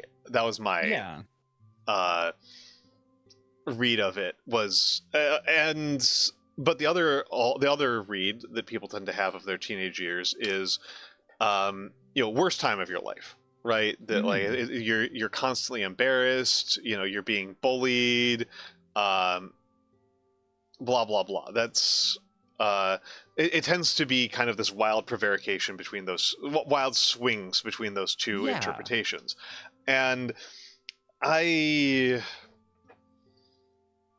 don't think that either of those is good. I think that both of those are really pretty absolutist, in unproductive ways.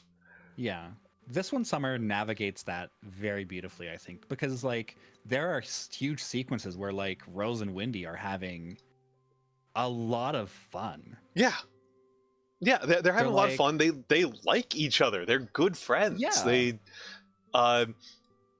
They're sharing some experiences with each other that they are probably going to remember in a positive way for a very, very long time. And then you've got this that I've put up on screen. This sequence of Alice just crying at the kitchen table is heartbreaking. Yeah, and it's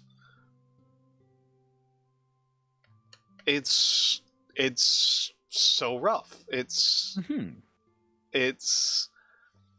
I think that it's a thing that I often come back to in fiction when I'm talking about fiction, when I get the opportunity, is revisiting adolescent works as an adult. And the one I like to point out all the time, in no small part because I'm a VTuber and that means that everyone I'm surrounded by is a huge weeaboo, is Evangelion. Oh god. That's Shinji. When I was a teenager,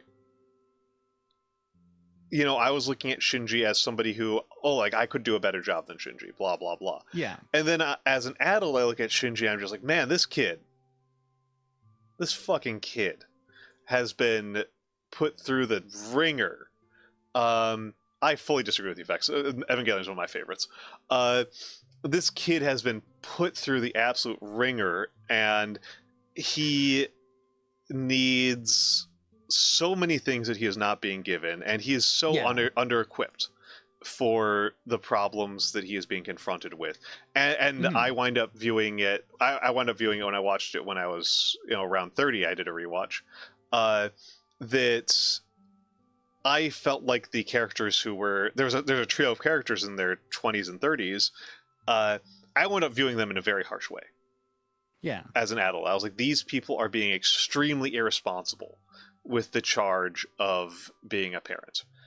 Yeah. And I remember not getting Evangelion when I was a teenager. I'm sorry to interrupt, but I just wanted to add that when I watched it for the first time, I was like 17, 18, and I watched it in the basement of a very, very, very Christian's friend's house. Like, he's become like a pastor for some like vaguely right-ish leaning evangelical church, and I don't think he processed any of the reference to religion or Catholicism. Brutal. Brutal. But yeah, I bring that up just because when I'm looking at this page here, I think I come from a very loving family that has very little conflict, and I think has in general been through a lot less stress than Rose's family.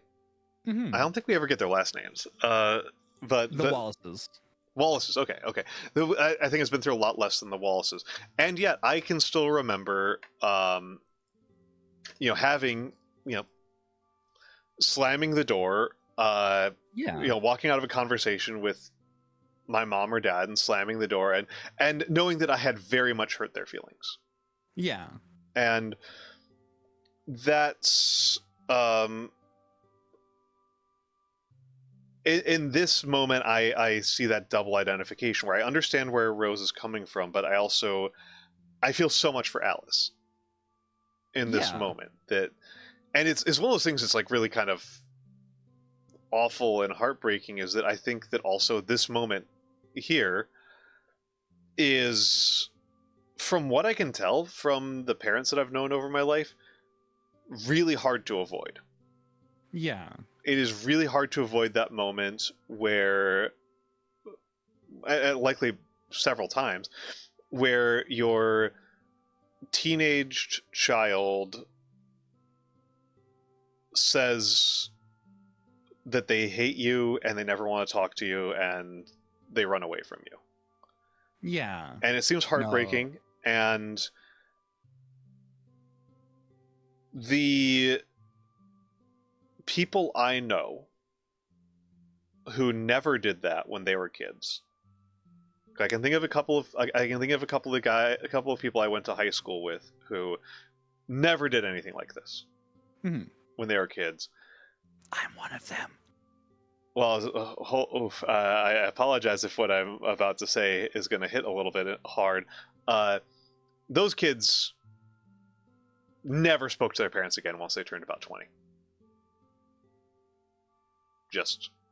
You're like kind of right. Okay, yeah. No, this was the kids who never had these kind of fights with their parents were the kids who really didn't like their parents. And often those of us around it found it very understandable, because it was usually because the parents were huge narcissists. Yeah. I do talk with my parents, but not very often, just because we have nothing in common. Absolutely nothing in common. But no, this sort of situation where like this is something that I watched between my mom and my sister a lot, because my mom and my sister would fight all the time. And I think the main reason I didn't want to fight is because I hated watching it happen. So yeah, obviously coming from a massively different situation, because Rose is an only child. Rose is an only child, very much so. Yeah. Rose so is versus me and my family, where I'm the middle child, and the only orc, and the only orc. Yes. Having a younger brother and an older sister, where I watched these dynamics play out, but never really contributed to them that much myself. Unless I was fighting with my brother. I would fight with my brother all the time. Hell yeah. Hell yeah! I have brothers. I don't have a sister. I've got brothers. Yeah. And I don't know. For us, fighting was not usually a particularly strong phenomena. What, you mean you never tackled your siblings to like stop them from going into your bedroom? Like full on body check them? We couldn't afford separate bedrooms. Oh, okay. So that would have been complicated. Oh, true. Well, like, my brother and I shared a bedroom until my sister moved out. So yeah, but yeah, this is like a very hard moment to avoid, right? As a parent, it's very difficult to avoid this ever happening, and the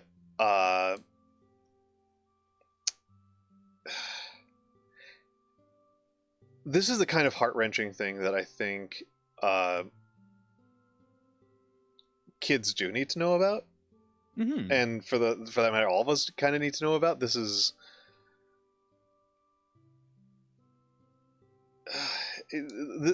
the sort of thing that I think a lot of shows would a lot of very serious media is unequal to portraying.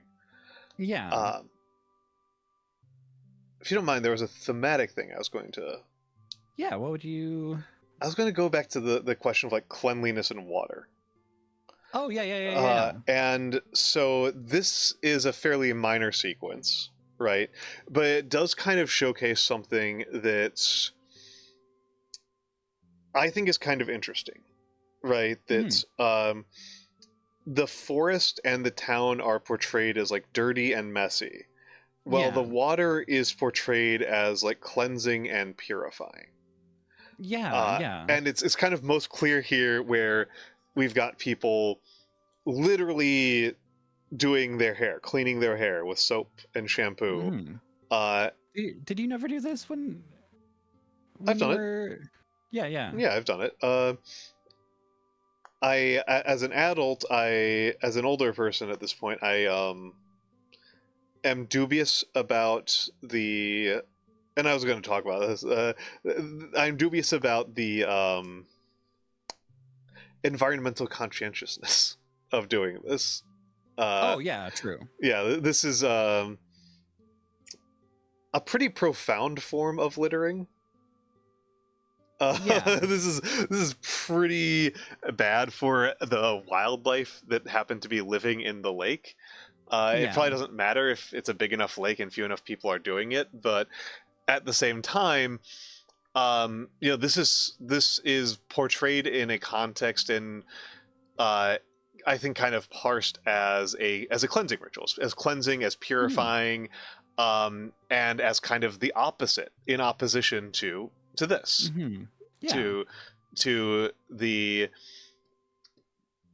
to these people leaving their empty beers by their little campfire that they go out to in the middle of the woods. Yeah. I feel like it's also like sort of a I guess you can sort of dig into it as sort of a really big contrast between the townies and the tourists. Yes. As like a sort of class thing too. I'm very much reading it that way. That's very much where I was going. Yeah. That's very much where I was going. And I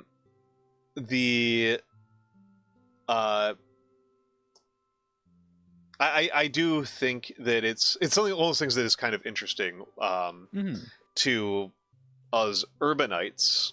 So when you're living in an urban environment, that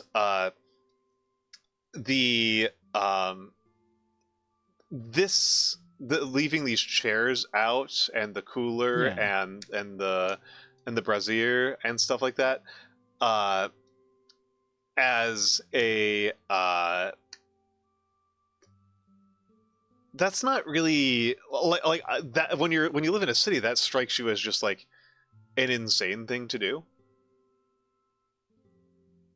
For me, I'm just more worried about things getting stolen. Yes. It's so liable to get stolen or trashed that like you are functionally littering. Yeah. Whereas, like, these are townies living in a very low density area where if somebody does trash your little campsite, it's like you've probably got a pretty short list. Yeah, you probably know who it is. You probably know who did it. It's much less likely somebody doing it randomly, and much more likely to be a personal a personal affront to you. They're doing it because you piss them off, and so in this case, this is not so much like littering. This is just your living room. Yeah.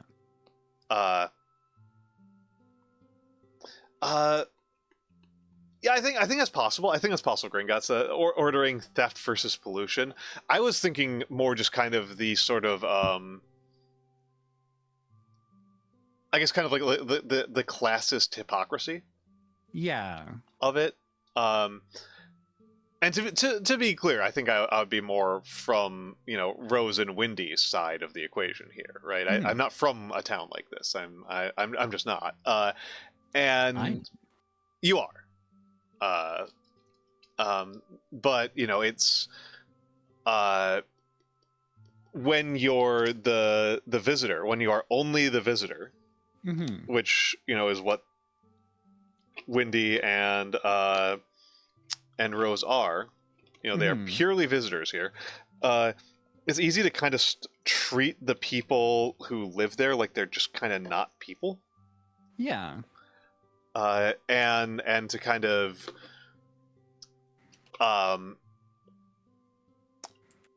do they own the place they stay at? That's unclear. It's implied that Rose's family owns theirs, but Wendy's family is renting. Okay. And also, you can kind of infer it from the belongings that they have and that they left from the previous year in the cabin. And they also mentioned going back to it at one point during the winter, where Rose was kind of hesitant about going back because she has this very specific idea of it during the summer. That, like, she wants it to be preserved. Yeah, I forgot about that winter detail. Yeah, I couldn't tell if it was supposed to be like partial ownership or full ownership or like a long-term relationship with the owners where they're renting the same week every year. But yeah, and also the thing about the possessions there that they leave all the time does make it seem much more clear that they do own it completely. But yeah, it's I was thinking a timeshare was a possibility, but I think that, like, as Kyril has pointed out, some of the details, it does seem more likely that it's completely owned by their family. Yeah. And again, this kind of emphasizes the sort of class gaps going on. And I think it's actually kind of funny in terms of how this relates to Wendy and Rose's interactions with the townies. That I think the intention is more to kind of highlight that Wendy is a little bit young and like isn't really thinking about marriage and sex and kids in a way that Rose is. That's intended to be like an age and maturity gap. But it also does kind of read as a kind of interesting political cultural gap that Wendy treats the idea of Rose hooking up with Duncan as utterly disgusting and ridiculous. And Rose takes it somewhat more seriously. And like, I think it's intended to be mostly about maturity and not about particularly class, but putting on your lens a little bit here, how do you think Alice would react if Rose started hooking up with Duncan? Probably first off aghast if like she finds out how old Duncan is. Yeah. Because obviously Rose is 11 and Duncan is like way more mature. But I think that's probably where the biggest conflict would come from, mostly the age.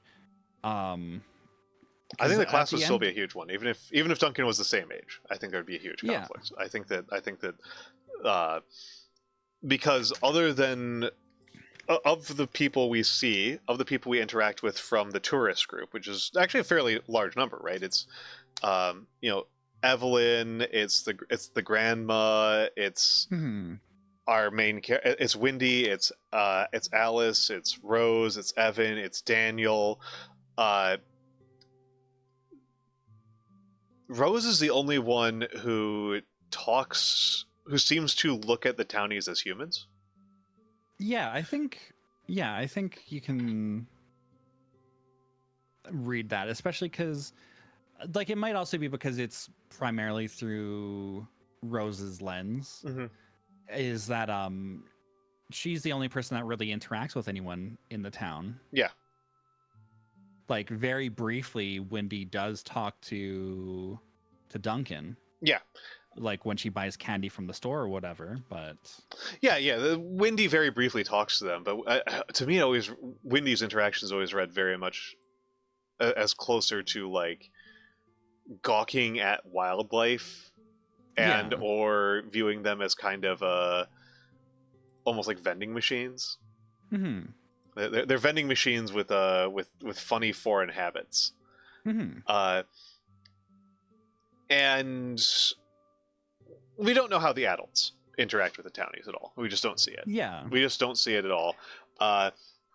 They certainly don't.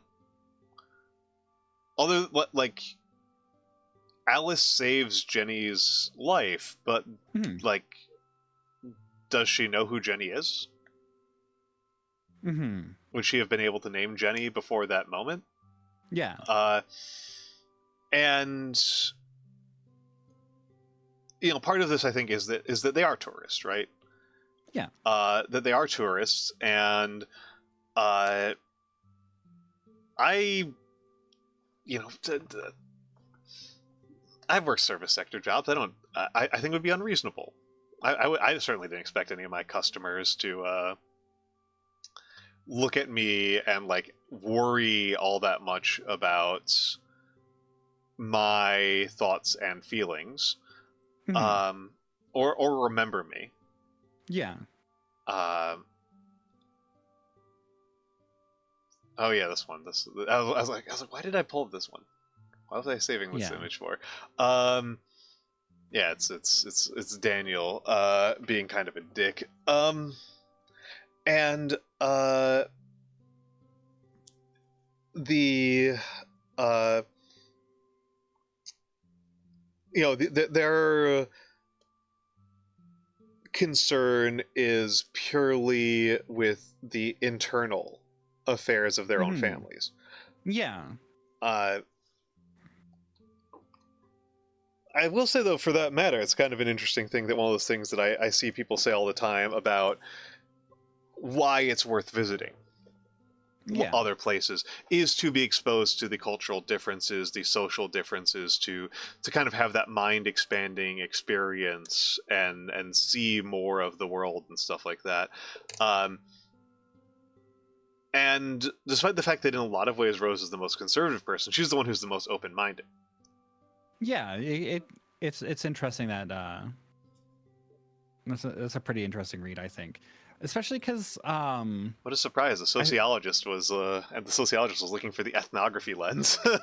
Yeah, because in comparison to say other sort of cottage towns that I've been to and or grew up in, because I grew up in a very small one in northeastern Alberta, but there were some situations where I would go and visit other ones for whatever reason, whether for camping or because there was something else there to do. It was really, really obvious that other sort of summer towns, summer villages were very much split, like especially like divided by wealth. Yes. Because the wealthy people did not interact with the townies that basically worked all the services that they wanted and needed outside of those services. Of course. I mean, I've seen that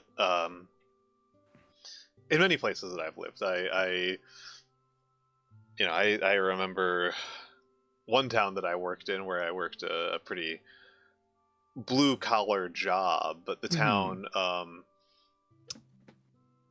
it was a town near where I went to high school. Okay. And the people in my high school knew the town through a specific lens of wealth and affluence. And then I worked there later in life, and I worked this blue collar job, and the people who I met through that line of work, 0% overlap with any of the ones who I ever heard about when I was talking with like like any of the people I knew from high school or from like my family social circles knew at all. No, absolutely. Like 0% overlap, completely different group of people, completely different everything. And that's you can definitely see that in a place like this where and it's maybe this is part of the reason why I think I was a little bit softer with Rose than you. Because you said that you felt like you related to Rose a lot.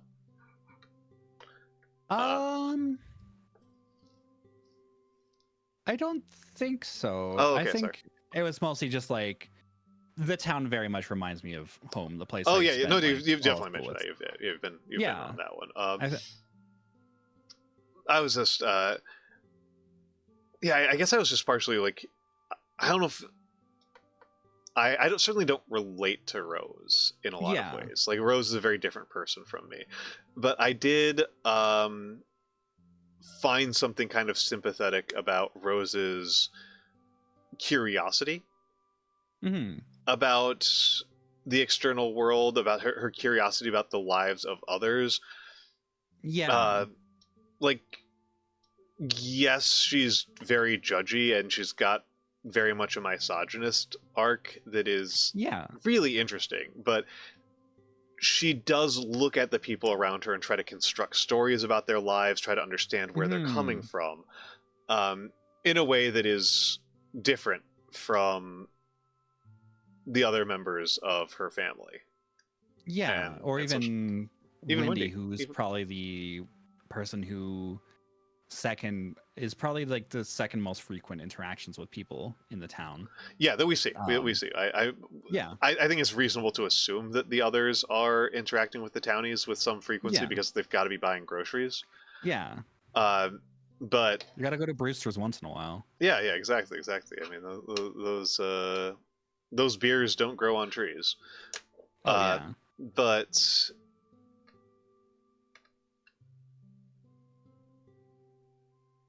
I mean, Evan does say in the beginning, he does say that Awago Beach is a place where beer grows on trees. He does say that. I don't believe him, but he does say it. But it's that's kind of a it's kind of an interesting reversal, and presumably they're doing that. We just don't see it. And I guess we do kind of see them interacting with the Huron village. Mostly in Wendy's mom and grandmother. Yes. The Wendy's family does that. But like we never see how Allison and Daniel and Evan do anything with them. And again, it's partially, I guess, that they've got the tangle of their own lives they're all caught up in. Well, Rose has her life expanding out before her, spiraling out in front of her, with the possibility that maybe she will marry a guy who works at a grocery store and he'll become a doctor somehow. I like the use of spiraling because they do literally play MASH in the book. It's cute. It's a very cute sequence. That's actually like the moment that provokes Rose's speculation about marrying Duncan. That they play MASH, and the result she gets is that she gets to have a humble life with one child. And Rose really doesn't think this is so bad. Wendy thinks it's ridiculous. Which is an interesting contrast to me. Again, this is kind of one of those things I really harp on a lot because to me, like, the class feels so on display. Absolutely. Especially because I feel like it's kind of implied that they're sort of either suburban or in like a historic neighborhood where they do get to have their own house. I definitely got the impression that that they're all living in that when they leave their vacation, they're going back to single family detached units. Whether they're in the suburbs or like you said, some neighborhood of a city where that's a serious possibility. Which to those of us in New York feels. Sorry, go ahead. Oh, I was just gonna say that it's like I feel like it's pretty clear, especially just because obviously it's very heavily implied that they're like owning the cottage, at least Rose's family. And I mean, you could do it in New York. You just have to live in Queens or in like Yeah. Rockaway. Well, I mean, it's Queens is complicated. I think most Staten Islanders live in single family detached housing. Yeah, you just have to live in you just have to live in the Rockaways, or you have to live in Staten Island. What are you doing? Act like you know New York geography? Have you lived here? No, you're, no. you're just acting. This is LARP. You're just LARPing here. No, I just know about the Rockaways because Mac DeMarco like recorded a video and lived in a house there, and I was like, how the fuck do you have a house in New York City? Oh no, a lot of people do. Aquafina's from a very wealthy neighborhood and where people tend to own their own houses. Jesus, couldn't be me. I mean, there's other city layouts. I mean, their University of Toronto is not in New York City. It's in Toronto. I don't know what Toronto is laid out like in terms of ground plan. I can tell you that like New York City, not New York City, Detroit, which would be the closest American city to Toronto. That's a major city. Definitely, you can live in Detroit and have a house. Yeah, you can have a house in Toronto too. There's a lot of single family houses and neighborhoods. Yeah, I figured. Obviously, in say the downtown, you're out of luck. Like maybe. I'm just looking at Google Maps here. Maybe in like a few neighborhoods, you'd be able to have like a house. But by and large, like downtown Toronto is apartments. But by the university, you can have a house more than likely. Especially say like the Annex or Harvard Village. Yeah. So I'm looking at Google Maps as we speak. Yes, of course you are. Of course. Oh, extremely understandable. And so yeah, it's but anyway, the fundamental point is that the main characters of our story get to go to Owego. Yeah. The minor characters of the story have to stay in Owego. Yeah. And you know, that's I think a lot of what is Rose's confrontation and arc in this story is not just recognizing that, you know, the other people in the world have similar problems to the ones that her family does, right? Because again, the Dunk and Jenny conflict is away go. Yeah. The Dunk Jenny conflict is very much driven by the same kinds of forces that that the problems inside Rose's family are driven by, which is, you know, the betrayals of your body that pregnancy can mean. The ways in which your life can be derailed by pregnancy being present or absent at the wrong time. And the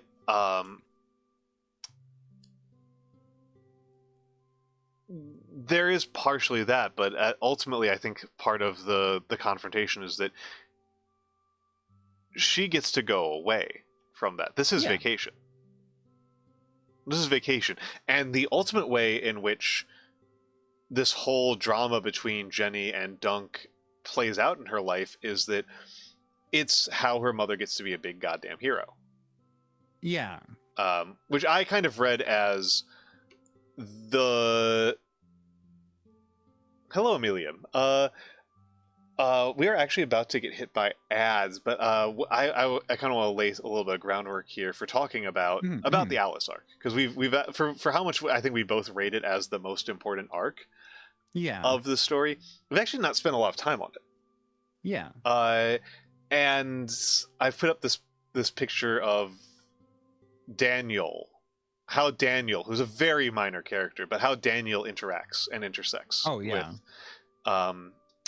with her arc, as opposed to how Jenny intersects with the same arc. Yeah. Oh my goodness! Oh my god, Nagi! Oh my goodness! Holy crap! Holy crap! Okay, I'm gonna use a snooze then. Never mind. Never mind. Welcome in, Raiders. Welcome in, Raiders. Welcome in, Nagi. Hello, hello, hello. I am Almantas, old man who loves old things, former professor, current VTuber. With me is Kyril,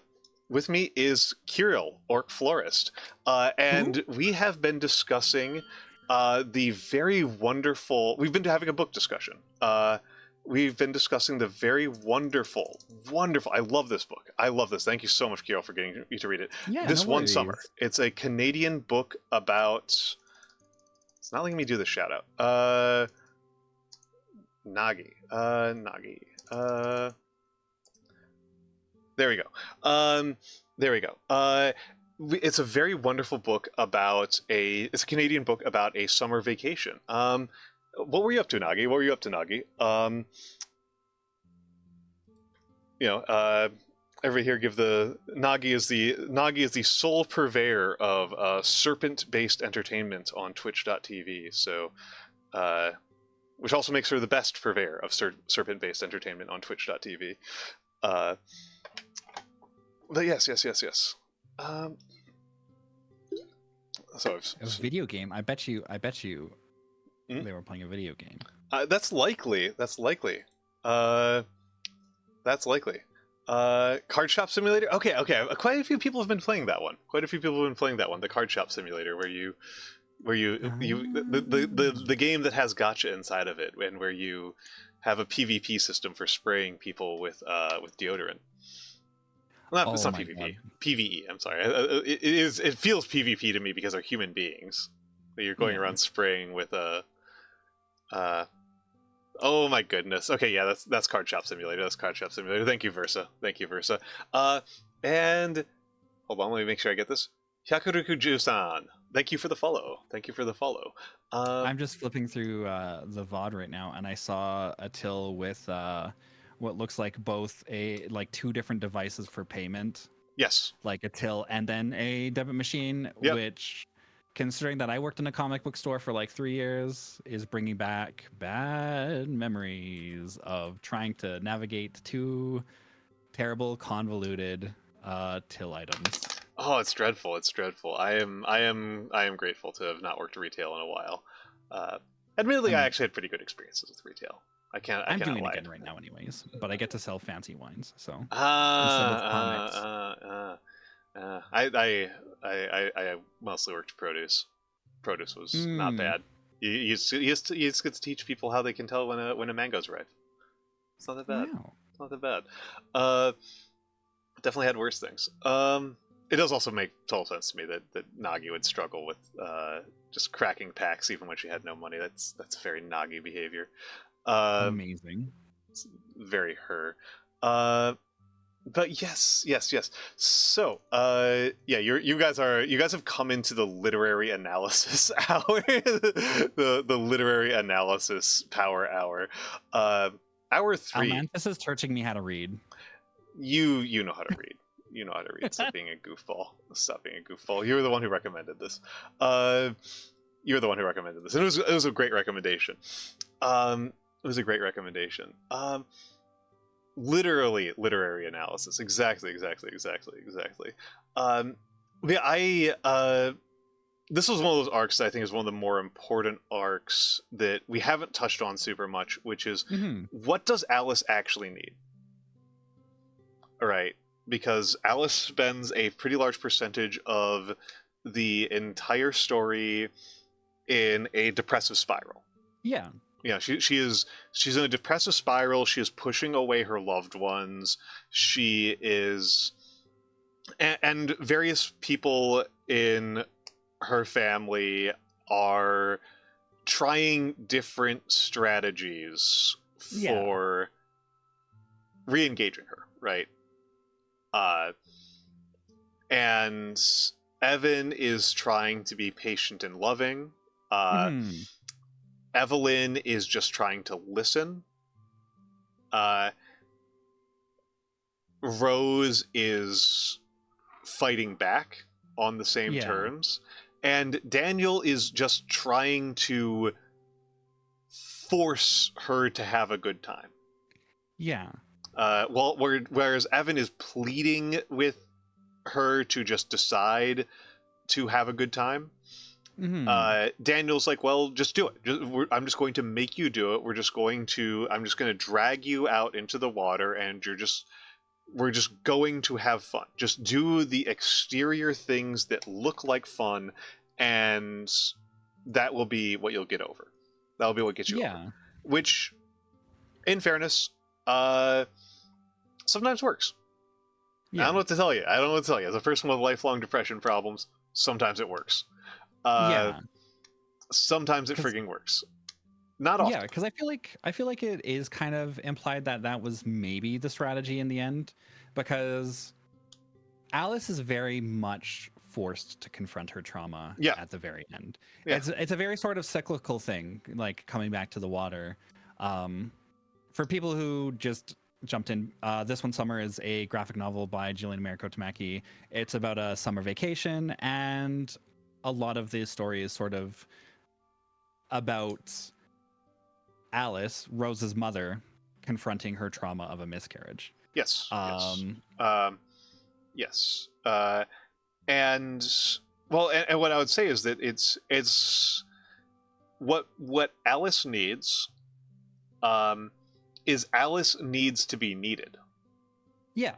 That's what breaks through. It is not love, but dependence. That breaks through. And I think that this is in general a showcase of a major attribute that Alice has as a person, which is that Alice needs exterior justifications for things. Yeah. She is, in gamer terms, she is the person who cannot just chill in Minecraft. Yeah. She needs a win condition. She needs those XP bars going up. Yeah. And so when it's a total stranger that just absolutely needs her, she can act, but she can't do that just on herself. Yeah. I feel like the cyclical nature of Alice saving Jenny in the water, but also the water being where she had her miscarriage, I feel like is an interesting sort of bit of sort of the cycle of life, considering how the water can be like sort of all encompassing and it can suffocate you, but also the water and like a body of water is something that is so full of life in its own terms, in its own right. So I feel like using that sort of metaphor, whether intentional or not, really plays nicely with how very important sort of events happen in the lake. I absolutely also read that it was a cleansing. The lake is cleansing and purifying, right? And one of those things that I always like to point out, because I think it's funny, is that things that clean are also things that kill. Yeah. I just always find this kind of funny that like soaps kill things, right? Like strong bases kill things. And that's bleach kills things. That's why they're cleaning things, is because they're also killing things. And so this is kind of how that kind of comes home to roost in the end, is that and it actually just hit me that that's the only time we see a townie go into the water. Yeah. Is Jenny trying to die. Yeah. Huh. It literally just hit me that that's what's going on there. And so that's kind of a bit of the nature of that issue there, is that there's this destructiveness to the water as well. Yeah, exactly.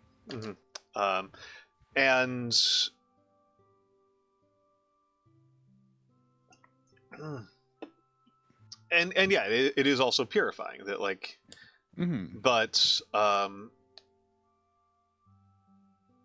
And obviously there's like the very heavy-handed symbolism of like one life was lost to the water in the form of the miscarriage. Alice lost one life from the miscarriage and then saved another life in the water by rescuing a drowning person. It might be heavy-handed, but boy, did it work for me. I think it was good. I mean, it's being too subtle is a much greater sin of literature than being too unsubtle. Yeah. I think. It's okay to be a literary bludgeon once in a while. You need to be. We are hitting ads. Water breaking the water. We are hitting ads, so we will be back in a few minutes. Thank you for your patience.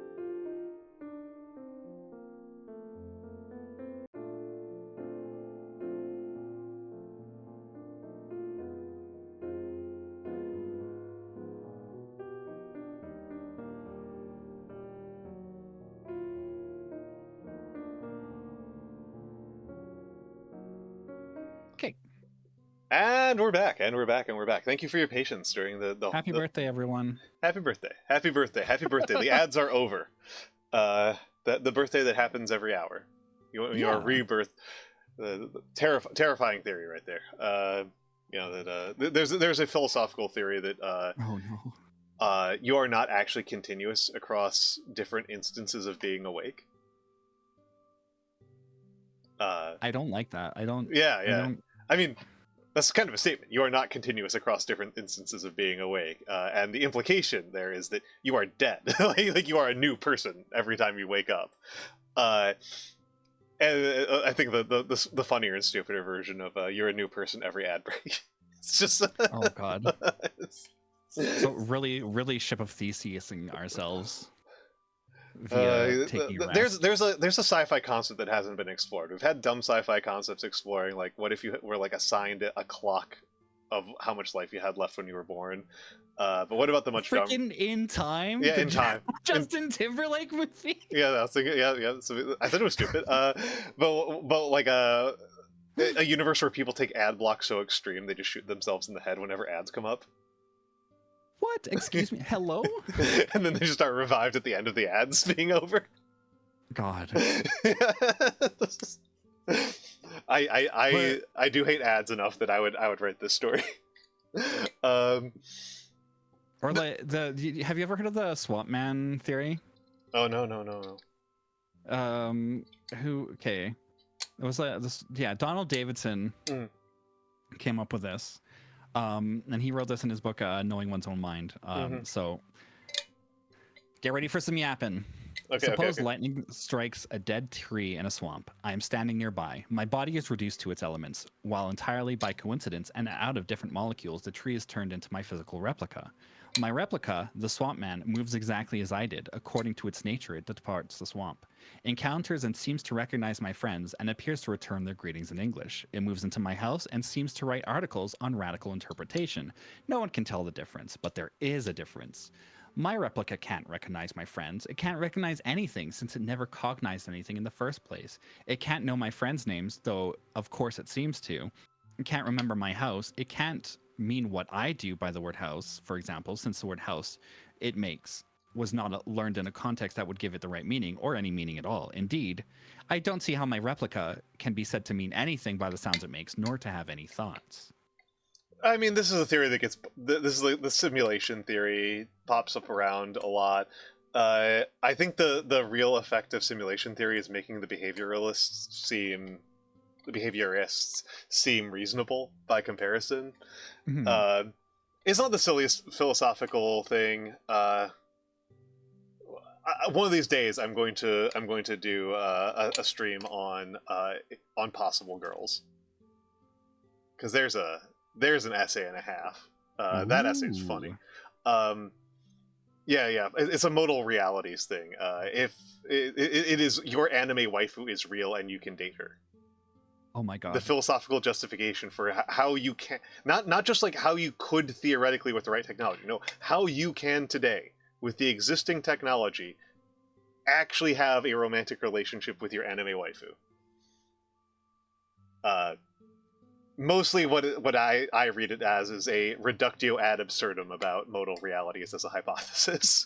But it is a very funny essay for being about like, oh yeah, if all realities are true, then that means that there is a reality where whatever lover you want to imagine is literally real, and includes the ability for her to understand your interactions and reciprocate them in a way that you cannot perceive. I don't know why, but the moment you said, "Can you fall in love with your waifu?"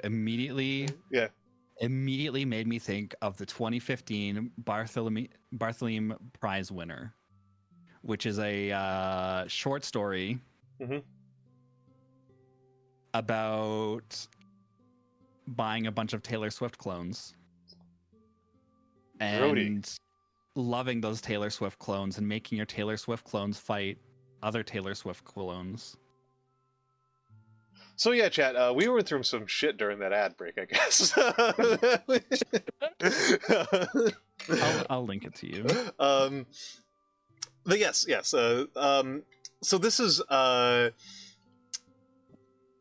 great conversation topic. But I do kind of want to get contiguously milk out this one summer as much as we can. Yeah, this is, I think, a really interesting. So this is what Daniel's statement here. I think is very heavily loaded. Oh, absolutely. She's having a temper tantrum because she didn't want to go swimming. Note the chain of agency here that Daniel is using. That it's her temper tantrum, and the cause of it is her not wanting to go swimming. Mm-hmm. Not that Daniel tried to make her do something she didn't want to do. Yeah. And it's actually kind of interesting because I think that in most of the story, I think a lot of Alice's... I think in a lot of the story it is kind of Alice's flaw that she needs to externalize her motivations. Yeah. That like she cannot she needs to externalize and abstract, and everything needs to be external. That like you cannot simply want things. And I think that this is partially a bit of a reaction to the fact that there is something that she internally wants, and she's not going to fucking get it. She wants a second kid. She wants to have not miscarried her previous pregnancy. And she's not going to get those things. So the form of wanting that she can comprehend is wanting to avoid negative external stimuli. Yeah. And she is in a pain and fear reduction modality. And here she's being very... I think that she is having a reasonable reaction to a negative motivation, to a negative external motivation. Like she was touched when she didn't want to be touched, and almost forced into doing something she simply didn't want to do.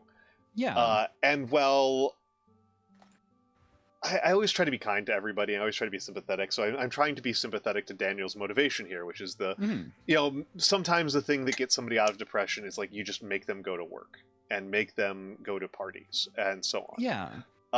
Sometimes you do fake it till you make it. It was, again, the wrong fucking move here. And not... I also feel like it implies that because immediately before this scene, she's talking to her sister about the trauma that she had, and I feel like it's very heavily implied that a lot of people don't actually know. Yeah. So I'm assuming that Daniel doesn't know that that Alice does have that sort of traumatic experience with the water. No, like he is he is under-equipped for this. And I don't...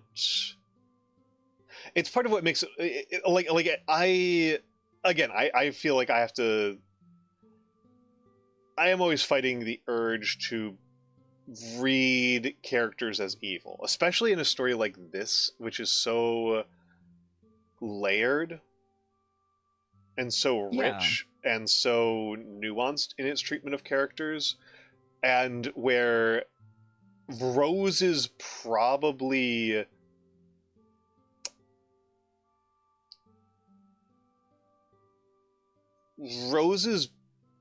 to the extent that Rose has a journey as a character, to the extent that Rose has agency in this and is a character whose motivations drive events in the plot and is developed over time, it is her judgmentalism and negativity surrounding Jenny. Yeah. And it is probably me and Kyril have been kind of vague about this. The climactic event of the story is Jenny tries to drown herself. And Rose witnesses this and calls for Alice to come help. And Alice swims out and saves Jenny. So Alice is the big goddamn hero who saves the day. But Rose has her role in saving Jenny. Yeah. If Rose had just done nothing, Jenny probably would have died. Yeah. And this is really particularly worth noting in the context where Jenny's existence stands in the way of Rose's ambitions. Yeah. I don't think it's the main thing that's standing in the only thing that's standing in the way of her ambitions. I think she was still going to fail in that particular ambition anyway, but absolutely. For other reasons. But Rose has an interest in Jenny's destruction, and Rose has expressed a lot of antipathy towards Jenny. And she also overcomes that because just a human life is just worth more than that. Exactly. And when push comes to shove, Rose's harshness and cruelty were all talk. Yeah. Which is good, which is laudatory.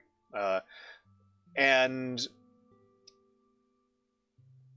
so it's worth kind of being explicit. Like this is how the need is instantiated, and how these characters respond to this external stimuli, and which is so again. I'm trying to be very sympathetic to these characters, and in the case of Daniel is so thin. He shows up for so little of this, and the only thing he really does is kind of be an asshole to Alice. Yeah. But because this is a story where nobody is really just an asshole, right? Yeah. Everybody feels very understandable. And I should probably also emphasize, like, one of my literary instincts, that I have picked up over probably only the last 10 years, is to be extra gracious towards teenage girl characters. Yeah. Because there's such an instinct in our culture, right? There's such an instinct in our culture to treat teenage girl characters shabbily. Yeah, absolutely. Such an instinct. It's such a trope. It's such a common narrative that if a 16-year-old or younger, well, really a 21-year-old or younger woman wants something and tries to do something, it's bad.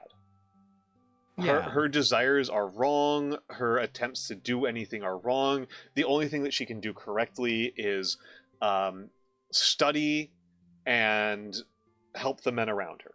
Those are the only permissible things. You're allowed to be Hermione Granger, and that's it. Yeah. Any other type of teenage girl is evil.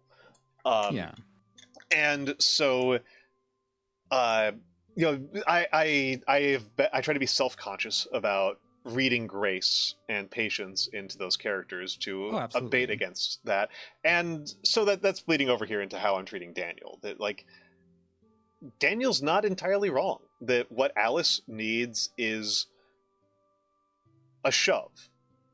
This is that, like, contra to our usual narratives about healing, Alice's healing does not come from within.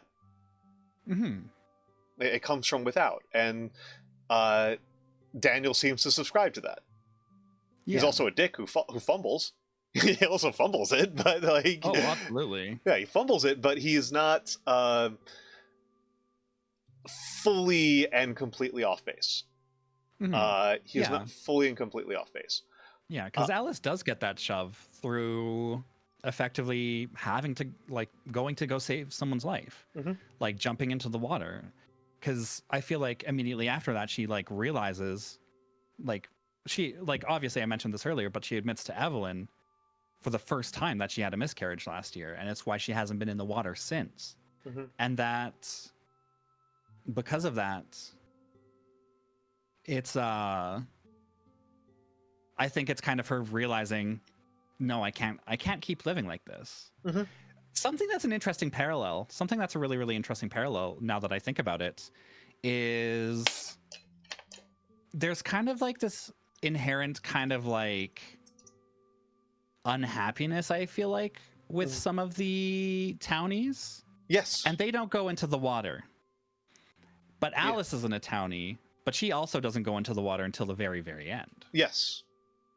That is, again, this is us kind of going back to, like, why did they make blue the monochrome? Mm-hmm.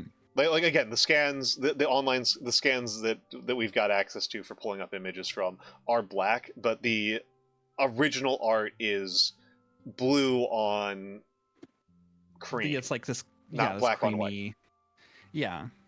And the I don't know what artifact of digitization caused it to be black on white, but it did. The original art was actually done with black ink on white paper. Oh, okay. But they decided to recolor the entire work for printing. That's sick. Sorry, that's so good. That's so good. Because the black and white's a very strong choice to me as well. But using the blue, the indigo, is again invoking this notion that's of like a blue as like a kind of associated with purity color, like the water as purity, the water as purification, the water as cleansing, and the water as healing. And these are all classical tropes, right? And if we're going to read super far in between the lines, do some really pointless level of exegesis, we can read the miscarriage as its own kind of element of healing. That I think it's fair to read it as cleansing is also killing, right? I always think this is very worth emphasizing. Cleansing is killing, and the water is cleansing, so the water kills. But also, there's a fairly strong argument, and I may as well just pull up the explicit moment that it happens.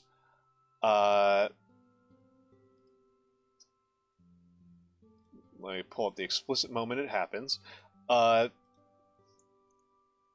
Here, it's this one.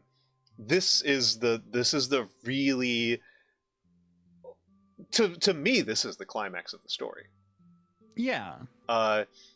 Is you still want a baby? And here's Rose, just not looking at her mother, just reading her manga.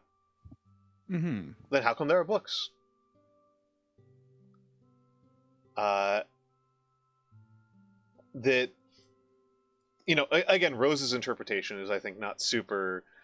It's common, but I don't think super reasonable. That the reason why your parents want more kids is because you're not enough.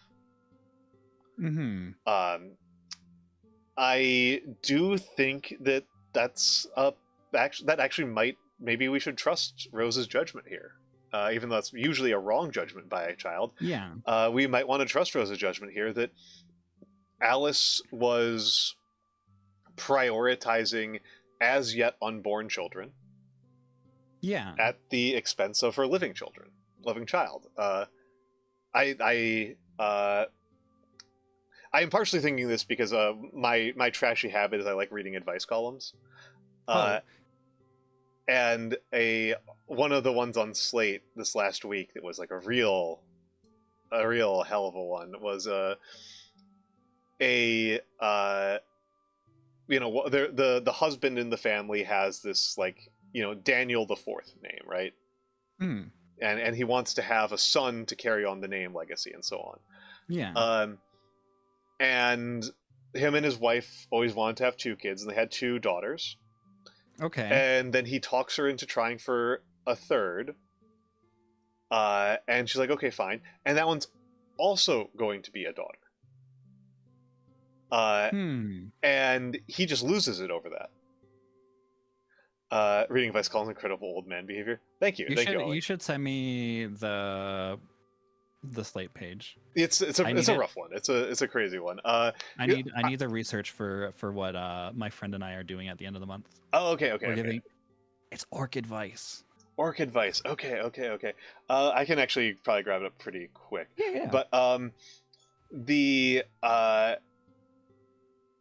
it was a real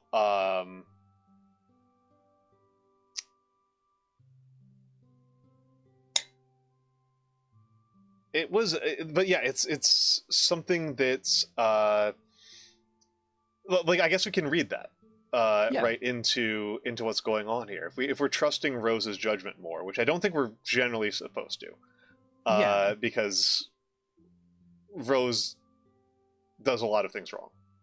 Yeah. And Rose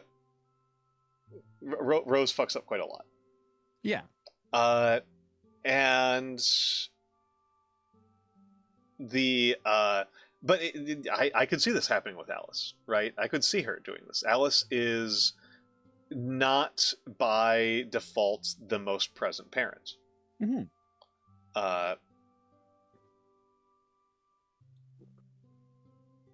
Like you kind of get the impression that Evan is the one who's the more like tuned in. Yeah, because whenever I have conversations, whenever there's like significant conversations between Rose and a parent, it happens a few times, but it's always between Evan and Rose. Like where there is significant conversations between Alice and Rose, but they're flashbacks. They're flashbacks, and a lot of them I think are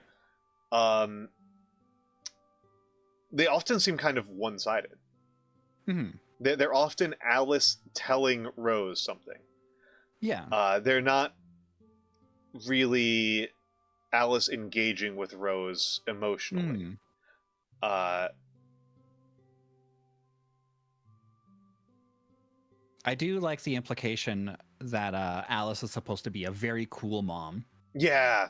Between both the bikini kill shirt and the tattoo. Yes, she's got the tribal tat.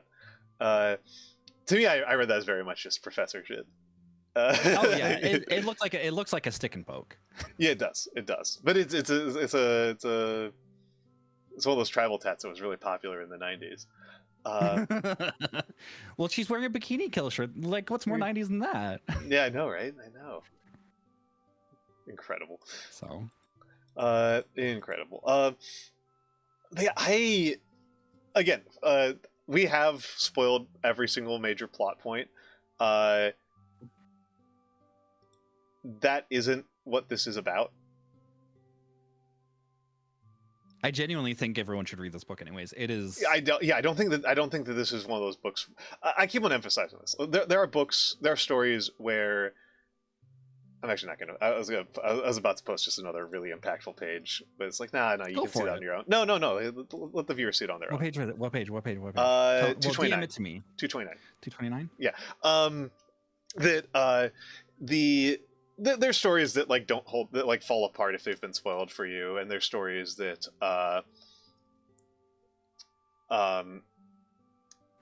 Oh yeah, that's a good one. It's a really good one. Yeah, it's a really good one. And this is one of those stories where I think that it's seeing the execution, right? Again, I emphasize this all the time because I love Frankenstein so much. And like, the plot of Frankenstein, but it's so different like knowing the plot of Frankenstein versus actually seeing it unfold. I can only think of one story that truly, like, if you spoil it, it's ruined. It's literally just The Usual Suspects. Literally it. I think almost everything else holds up pretty well, even if you know what's going on in advance. Thank you for the small again. Because isn't Frankenstein epistolary? Frankenstein is actually kind of structurally complicated. It is technically epistolary. Yeah. It is. Yeah, Mura. We took off our. It got warm. Yeah. We took off our glasses and jackets.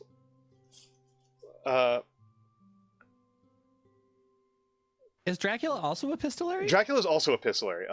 Okay. No, Frankenstein is technically epistolary. The structure of Frankenstein is that Victor Frankenstein meets a dude on a boat, and the story is actually a series of letters from the dude on the boat back to his sister.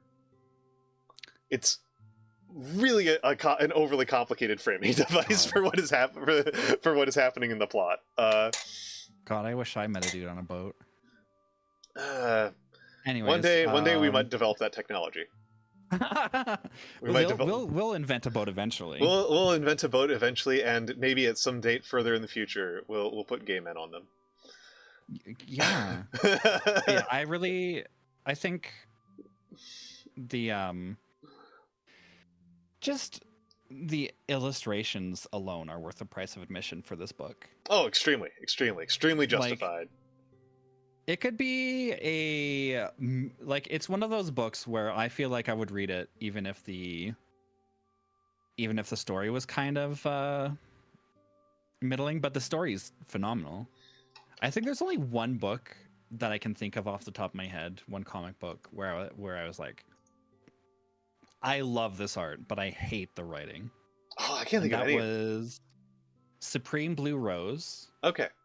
Which was written by Warren Ellis and illustrated by Tula Lote. Like, Warren Ellis's writing is just needlessly oblique. Okay, yeah. But Tula Lote's illustration is magical in the same way that Jillian Tamaki's art is also really, really delightful. Mm-hmm. Because both of them have this very heavy brushwork style. Mm-hmm. But Tula Lote does watercolor and then transfers it to digital and then inks it digitally and like adds more, which I think is a really, really cool aesthetic. It's like the visual equivalent of, say, a My Bloody Valentine song. All the shapes are there, but there's like this really dreamy, smeary quality to it. Hell yeah.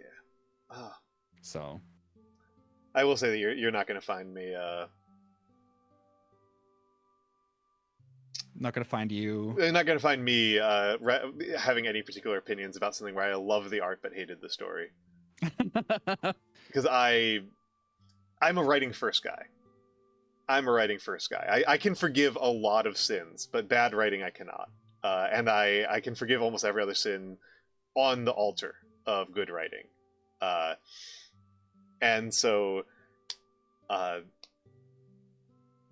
very expansive with my notion of good writing, but I can overlook a lot of terrible special effects and bad acting and poor illustrations, but I think I can think of one story that where I feel like the writing is the writing is much less why I'm invested than the illustration, and that's actually just because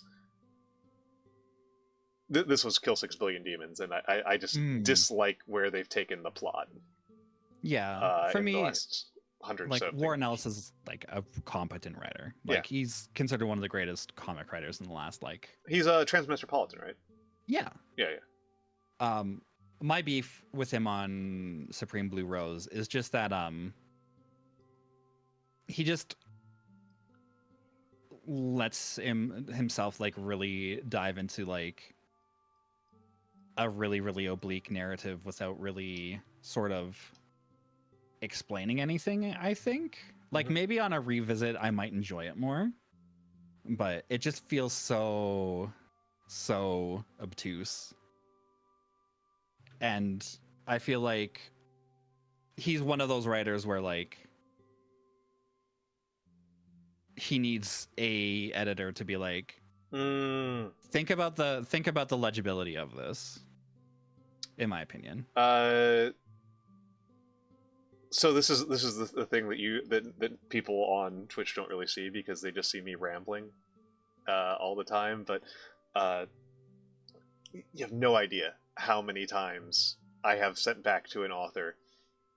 Please think about connecting how a given sentence connects to your actual intention.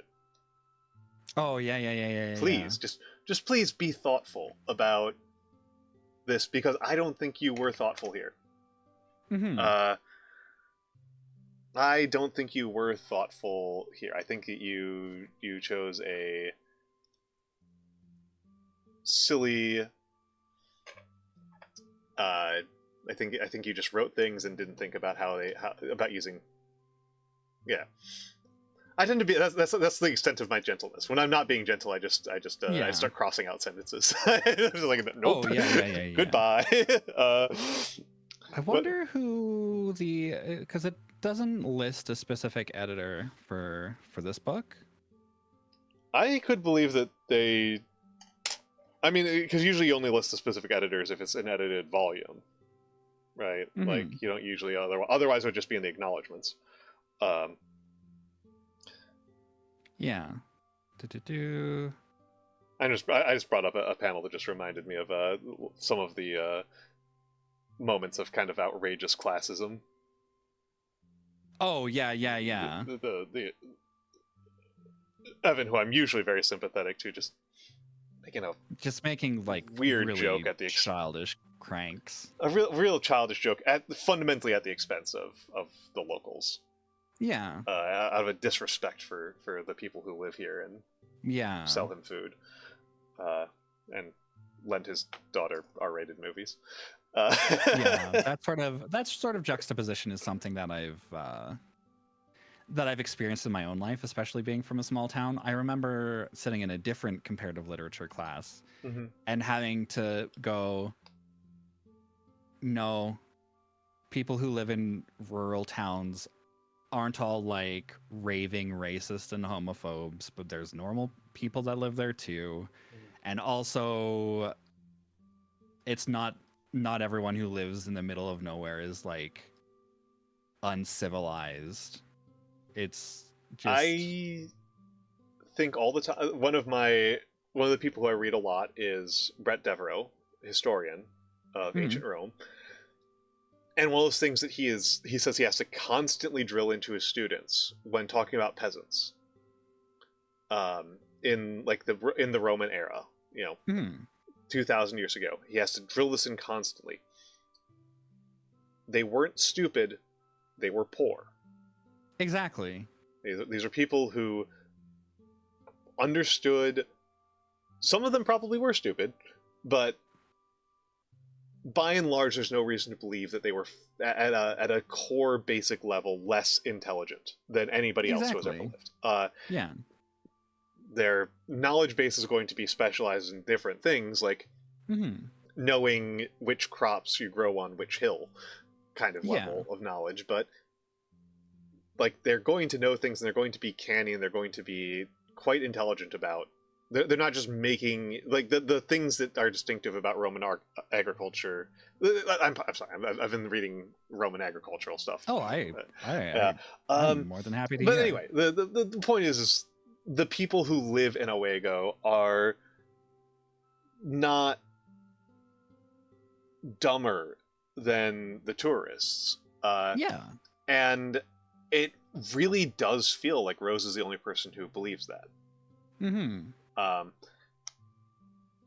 I think Wendy's mother at least puts up a front of that kind of open-mindedness, but it's fairly clear that, obviously we see Evan here, and Wendy herself obviously very clearly thinks the locals are lesser. And I don't know. I think that's interesting. I mean, again, these are tourists who are like university professors. I think that showing them as being kind of liberal snobs is extremely realistic. Extremely realistic. I mean, I think there's even a bit where Alice mentions that Evelyn sells her vegan cookbooks. Yeah. I've met plenty of vegans in some very rural areas. It is not a... It is not a urban only phenomena. Yeah.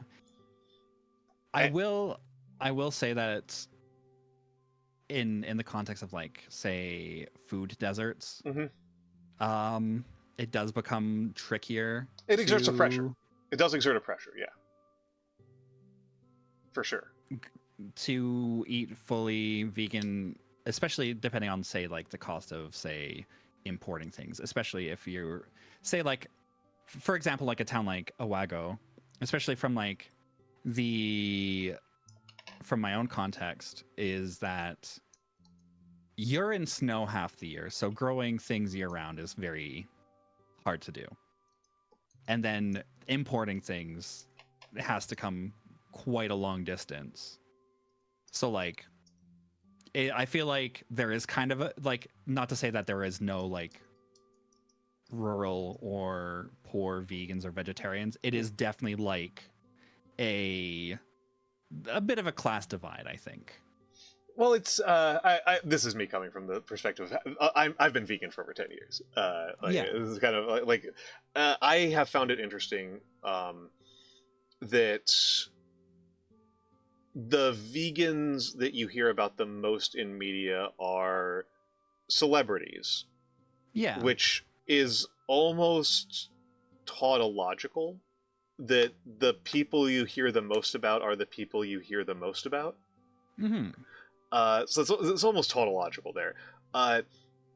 The actual statistics on vegans are that it's, I think the most overrepresented population is urban people of color. Interestingly, like it's and it's actually a very weird clustering. Like the most vegan city I think is like Berlin, which is also like one of the most meat famous cities on the planet. Interesting. Yeah, it's a very weird set of things. But that's yeah, we're getting a little bit aside here. I do think that the intention, the way that we see people talk about food does kind of matter. I believe, I hope I'm not mixing this up with another comic I read recently, that like jerky keeps coming up as a food item. It's like a local fixation that the locals keep on eating lots of, like, particularly Dunkin'. Like Dunkin's really into jerky, if I recall correctly, right? Mm-hmm. And I mean, that's always the thing, right? Like food is always like a cultural signifier. Yeah. Food is always a cultural signifier. I good gravy. We could talk about food as a cultural signifier for hours here. You know, the politics of fry bread alone, I think, could occupy me and Kyril for like 2 hours. Oh, I love fry bread. I love fry bread. I keep on making fry bread. I also acknowledge that it does have a very complicated cultural legacy. And politics. Because I think the thing that we can mention here in the context of this one summer with both the vegan cookbooks of Evelyn and Alice versus the jerky of Awago Beach is preserving food and eating preserved food is very much kind of like a class signifier of like lower income, especially because it is like you're putting this away because you can't get fresh food year round, or you're doing this because like this is how you get your protein during half the year. And like historically it was like a pretty common thing to do, like especially in like rural towns, especially rural Canadian towns, is like you have years and years and years and years and years of dried meats going back to the days of pemmican being a staple. Oh, pemmican. With there's actually some indigenous companies making pemmican you can buy again. Oh, wonderful. That's fascinating. Which I don't think you'll ever eat, probably not. Being vegan. Yeah, but... yeah. Very low probability, very low priority list to me. Very low. I mean, it is. I don't know. It is also probably worth noting that, like,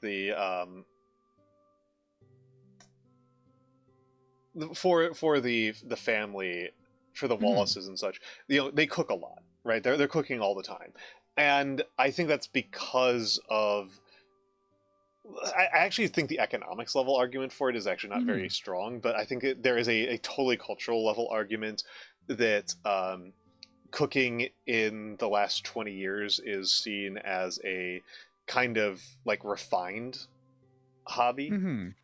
I certainly know as I went up in socioeconomic status that my ability to cook became more appreciated. That it was seen as more impressive and more powerful than it was when I was the same type of cook and the same level of cook and was on a lower socioeconomic status.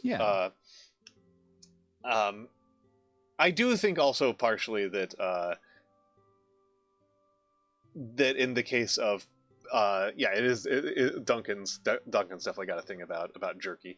I freaking love beef jerky too, actually. Well, his is turkey jerky. He likes the turkey jerky. I think it's also kind of meant to sort of symbolize not just class position, but also kind of maturity. Yeah. That and it's. I will say that one of those things that is actually kind of hitting me as we're talking about the food element of this is that Evan drinks a lot and talks about beer a lot.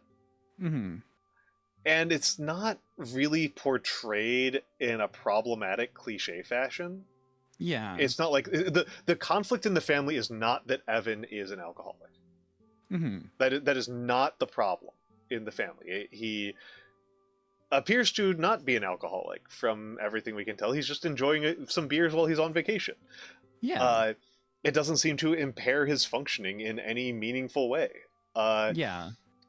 It's very much Dad enjoying a bottle of Molson Canadian. Yes. Gotta say Molson Canadian because this is set in Canada. Yes, it's true.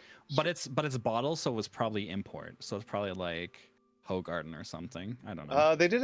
I can go take a look because it's when we actually see the case when well, whatever. This is a very silly detail to worry about. When Daniel enters the scene. Yeah. Let's see who gets there first. Okay, I found Auntie Jody and Uncle Daniel. Oh, you're definitely gonna beat me. Elkhead. Yeah, as I say, you're definitely gonna beat me because I was on page like 20. you were. There's no way. Yeah. But yeah, it's the I do think this kind of meant to symbolize kind of his kind of immaturity. That like he's kind of fixated on, first of all, like a mass-produced gas station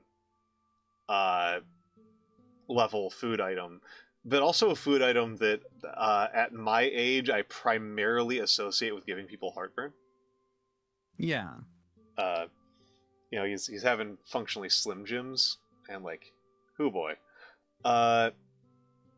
And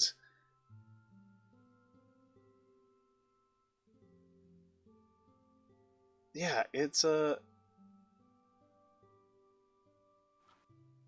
there's some product placement, Gringotts. Yeah, they specifically name check Twizzlers. Yeah. The Elkhead is not a real brewery, though, from what I can understand. Oh, okay. Texas Chainsaw Massacre is a real movie, though. Yeah. The movies that they watch are all real, because they watched that one, they watched Jaws. Yeah. There was like another one that they watched that I can't remember. They watched Freddy Krueger, Nightmare on Elm Street. I think they watched Jason,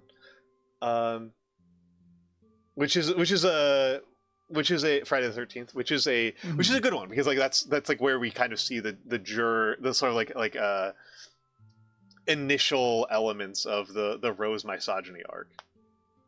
Yeah. Are in those moments where Rose is meditating on like, oh, all the guys would have been fine if the girls weren't there trying to have sex all the time. Yeah, the misogyny of it. Mm-hmm. Yeah, it's like it's really hard to argue that the murders are caused by anything other than a guy hitting people with a machete. Like I feel like the agency in that story is pretty straightforward. God. Like No, our misogyny. Yeah. I mean, we do live in a misogynistic society. It is a kind of impossible to avoid. Yeah. To avoid it. Yeah. Yeah. I'm so glad that you enjoyed this book, by the way. I loved this. I love this. Again, for emphasis, I read this immediately.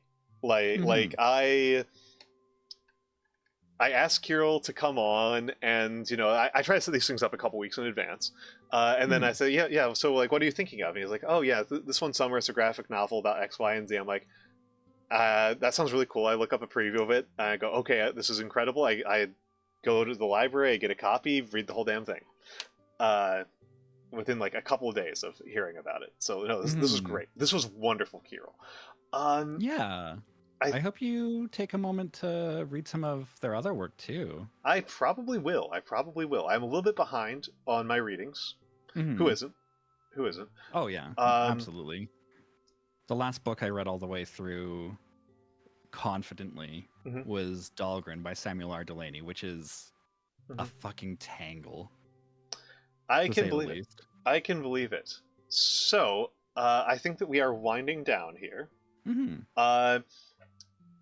I have still got... So, did you have a raid target you particularly wanted?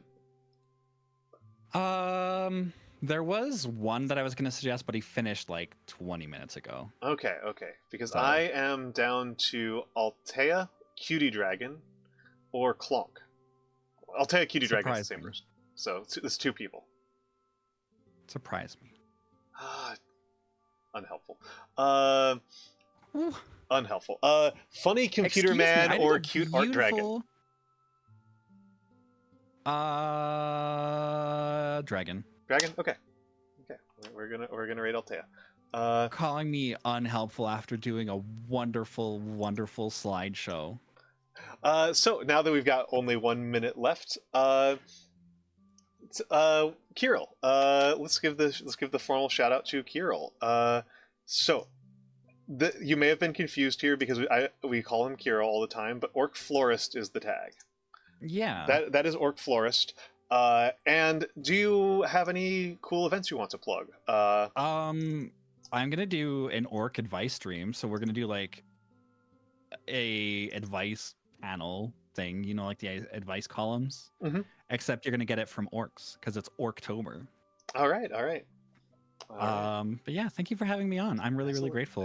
You're a cool streamer, and thank you. It's also nice to see more mature streamers that are willing to talk about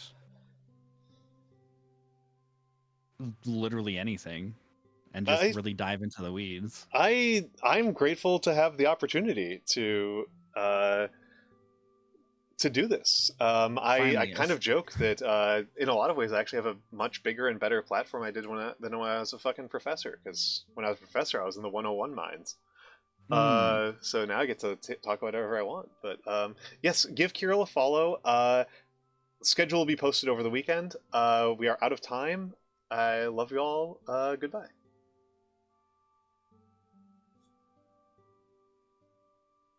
And that's the raid out. I was expecting you to say